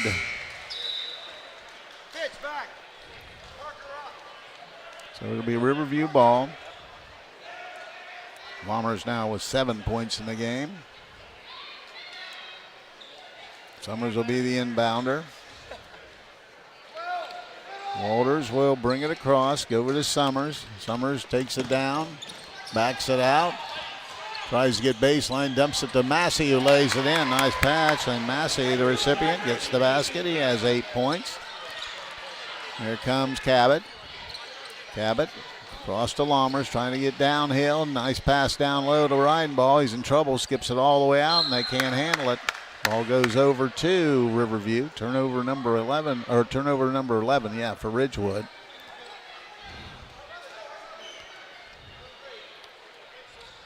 So with the basketball, Parker Andrews, who checked in. Andrews hands it back to Summers. Summers off the dribble, tries to get downhill, skips it out. Long 3 ball on the way and right through for Hayden Walters. Hayden Walters with 19 in the game. Ford brings it across, dumps it into the corner. Kinsey has it, tried to get it down low, but turned it over. And they turn it right back over. Reinball has it, slips into the corner to Lammers. He's going to take a triple. That's going to be in and out, no good. And Bow batted around, Reinball rebounds it. Cabot puts it up, and he got one to go. Cabot has 9 points in the game now. Head to Summers. Summers tried to dump it off to Fitch, but the ball was out of bounds, so Riverview with a turnover. There's 7th. Getting back in, Parker Snyder had that good first half for Ridgewood, so he'll check in. 60-39 to score. Cabot will bring it across the timeline. Cabot dumps it down low and turns it over, and here coming the other way quickly, they dump it down. Summers has it blocked from behind. Comes up to Walters. He missed the shot. And Lammers rebounds and comes out with the ball. Throws it quick all the way down. They lose it, turn it over. And Summers runs it down. Summers from high on the right side. Little spin move trying to get inside, but it's cut off by Kinsey. Gives the basketball up to Massey. Throws it out to Walters for a long triple. That's going to be an air ball short. And ball hit the inline, and it'll be out of bounds to Ridgewood. 4:03 to play. 60-39 the score. Riverview out in front. Cabot, left wing, had the ball deflected. Now trying to get downhill, and he loses it out of bounds. That'll be another turnover for the Generals. That will be their 15th. 8 of those coming here in the fourth quarter. A little over halfway to go. So with the basketball will be Riverview. They get it into Walters. Hayden Walters with it. He gets it across behind his back, now down the center of the floor. He'll back him out. Reset the offense. Goes left side. Trying to get downhill. Andrews loses it, and it's out of bounds to Ridgewood. Turnover for Riverview, their 8th. So Lammers will be the inbounder. Forward with the ball to Cabot. Cabot down, and he loses it out of bounds. So no, it was blocked. He took a shot and had it blocked. So Bamer's going to get in. Also getting in, Wyatt Marlatt. Cabot will come out. Massey will be out for Ridgewood. Walters will be out. So a bunch of new players in for Riverview. They dump it down the low block to Marlatt. Marlatt hands it off to Ford. Ford loses it, but picks up with it. Little floater off the rim, no good. Rebound inside, putting it up is Parker Snyder, and he's fouled. He'll shoot 2. It's Parker Snyder's 4th offensive rebound in the ball game. He'll head to the free throw line where he's 1 of 2 tonight. Parker Snyder will shoot a pair. 3:19 to play here. As a reminder, tomorrow night in the first game, it'll be Riverview and Northridge. The second game will be Coshocton and Ridgewood. Those start times are 4 o'clock for the first and 6 o'clock for the second. So at the free throw line, Parker Snyder to shoot a pair. And that's in and out, no good. He'll try to split the pair.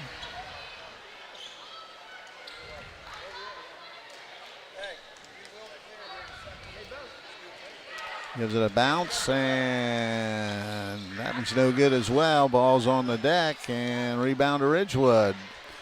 Lammers got that rebound, now to Ford. Ford gives it up into the corner to Lammers, dumps it down the low, back out front. Kinsey hands it to Ford. Ford's going to take a long triple. That's going to be no good. Rebound Carter Wesney. Wesney ahead to Summers. Summers stops, little floater on the rim and in. Cale Summers into double figures now with 11 points. 62-39, under 3 to play here in the ball game. Kinsey left side, it goes to Ford, another 3 ball, and he hits this one. Briar Ford with 7 points in the ball game. Makes it 62-42, 10-point lead with 2:30 to play. Out front is going to be Williamson. Dribbles down the right side, back to the center of the floor, and backs it out. Still working out near the timeline. They give it up. Andrews, he'll back out and he'll reset. Gives it up to Bamer. Bamer squares up, stops, kicks it over in the corner to Summers, trying to get to the hole, puts the shot up and in. Cale Summers has 13 points for Riverview, makes it 64-42. Ford has it. Now he gives it down low. Kinsey dumps it down on a low block, gets the ball back. Skips it into the corner. Marlette has it. Now they just work it back, and they'll reset the offense for Ford. We'll skip pass all the way to Lammers. Back out front. Almost turn it over, and there'll be a foul on Summers. And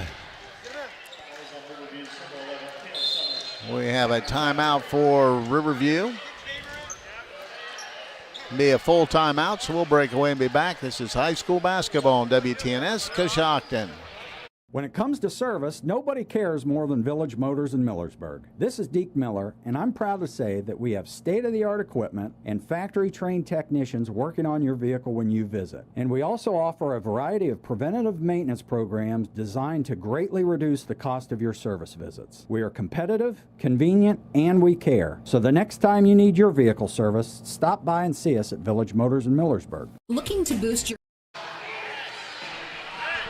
The Warehouse Steakenstein is proud to sponsor tonight's Player of the Game. Tonight's Player of the Game receive a gift certificate for a famous Warehouse cheeseburger in order of their legendary onion rings. This is courtesy of Warehouse Steakenstein in Roscoe Village. 64-42. It's been all Riverview since midway through that second period. Really picked up the intensity here and causing a lot of turnovers there, as mentioned. 8 turnovers here in this fourth quarter by Ridgewood as opposed to 4 for Riverview. So both teams kind of turn it over a little bit here late in the game.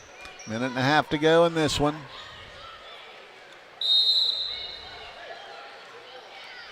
Some different players into the lineup. With the basketball is going to be Wyatt Marlette. Marlette downhill, hands it off. Trying to penetrate in, stops. Throws up a shot, it's no good. Bamer rebounds. Missing that shot was Logan Israel. So with the basketball is going to be Cam Fitch. Fitch out front, goes all the way across. Working outside. Hands it up. Still looking. That's Brogan Shrimplin's in the game. Now to Bamer. Bamer's going to take a jumper, and he knocks it down. Gavin Bamer has 4 points in the ball game. 66-42, 24-point lead under a minute to play. Ford off the dribble. Hands it out front. Gives it up. Attacking the hoop and laying it in is going to be Parker Snyder. He has 9 points in the ball game.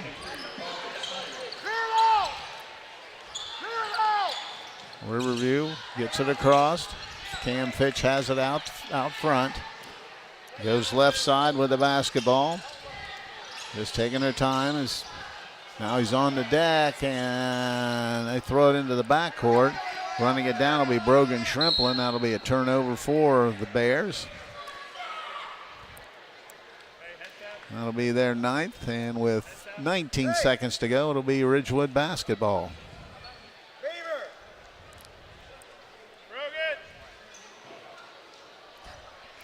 Trying to get the play into Bamer as he's tying his shoes. 66-44. Dumps it down low, putting the shot up, and missing the shot in close was Marlette, and grabbing the rebound was Snyder again, and he's fouled. Snyder's 5th offensive rebound in the ball game. He done a nice job for Ridgewood off the bench here this evening. He's back at the line to shoot 2 free throws. 1 of 4 from the line tonight. First free throw is right through for Snyder. He's into double figures with 10 points.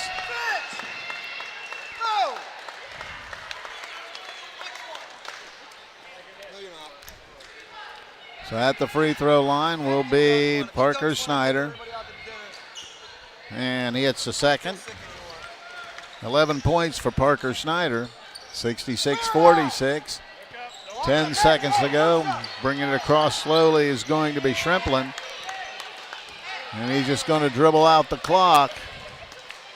And that's the ball game as Riverview has defeated Ridgewood here in the second game of the Classic by a score of 66-46. We'll be back and tell you about it. This is high school basketball on WTNS Coshocton. Think you have to settle for mediocre car insurance to save money? Think again. It's possible to get superior coverage and still save money with Erie Insurance. Customers who switched to Erie saved up to $951. It pays to compare. Switch and save with Erie. Your local Erie agent in Coshocton is Albertson Lawrence Agency. Get a quote today. Annual savings based on new customers surveyed in March 2022 who reported savings when switching auto insurance. Individual premiums and savings will vary. Claxon Custom Printing and Promotions is a proud supporter of high school athletics. Contact Casey Claxon or Judd Bone at claxonprinting.com for printed t-shirts, embroidery, and branded promotional products for your booster club or business. We can also help your team set up an online fundraising store to sell your team apparel to fans across the country. Visit claxonprinting.com or call 740-623-2145.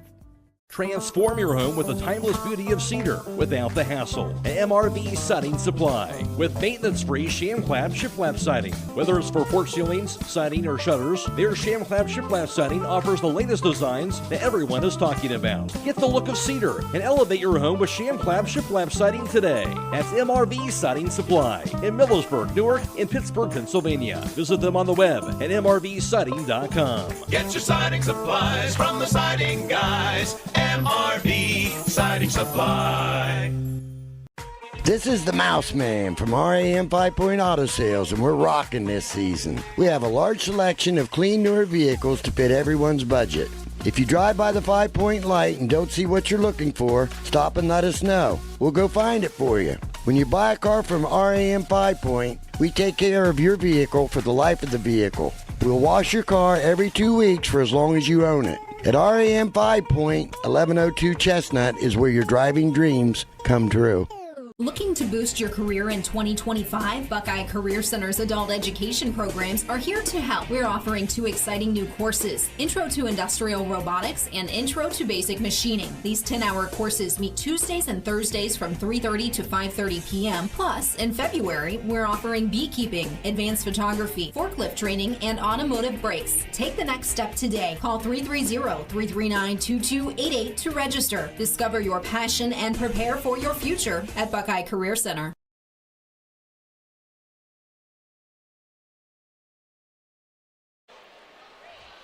Well, after a good first half, 12 minutes, Riverview takes control of the basketball game and defeats Ridgewood here tonight, 66-46. Ridgewood led at the end of the first break, 17-12. Good first quarter for the Generals. But Riverview fought back and had a 27-24 halftime lead. They extended their lead in the third quarter to 47-34, and they win it here tonight, 66-46. Taking a look at individual scoring first for Ridgewood, they had one player in double figures. That was Parker Snyder. Snyder off the bench had 11 points. He had 4 field goals, 3 free throws for those 11 points. Jackson Cabot just missed double figures. He had 9 points on 1 triple, 2 2-point field goals, and 2 free throws for his 9 points. Grant Lammers and Briar Ford had 7 points apiece. 4 points from Logan Reidenball, 2 points from Andrew Kinsey, and 2 points from Wyatt Marlatt. That is the 46-point total for Ridgewood. For Riverview, they were led by their leading scorer, Hayden Walters, who had 19 points in the ball game. He had 1 triple in the game, and he had 7 2-point field goals and 2 free throws for that 19-point total. Also in double figures was Cale Summers, who had 13 points on 3 triples, all coming in the third quarter in a pair of 2s, so he had 13 points. Carter Wesney in double figures with 11 points on a triple, 2 field goals, and a free throw. Just missing double figures was Leighton Massey. He had 8 points and had a few rebounds as well. 6 points for Cam Fitch. There was Gavin Bamer had 4 points, 3 points for Parker Andrews, 1 basket for Laird Williamson. That's the 66-point total for the Bears here this evening. Now to taking a look at the final team stats, here's Chris Wallace. Thank you very much, Coos. As you mentioned, Riverview a winner over Ridgewood, 66-46. 3-point land. Riverview was 7 of 18, shooting 38%. Ridgewood was 2 of 15, shooting 13%. 2-point field goals. Riverview was 19 of 39, shooting 48%.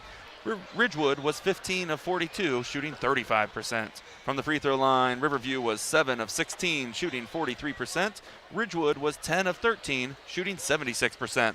In the rebounding department, it was Ridgewood out-rebounding Riverview 37-33. And turnovers, Riverview with 9, Ridgewood with 15. Taking a look at some rebounders in the ball game. First for Ridgewood, leading the way, 6 big rebounds to Parker Snyder and 5 rebounds to Jackson Cabot. Also 5 rebounds to Jace McQueen. Taking a look at Riverview, leading the way with 7 big rebounds. Well, 3 players with 7 rebounds. I have Leighton Massey with 7, Carter Wesney with 7, and Hayden Walters with 7. Laird Williamson with 6 rebounds. Well, I'll tell you what, an impressive performance, especially midway through that second quarter, to get this win for the Bears. Absolutely. Really turned up their defense intensity and that full court pressure, causing some turnovers, and just really went well for the Black Bears. And, Ridgewood just really starting to find their way. Jack Cabot, I think it's his second game back, had 23 points in his first game back.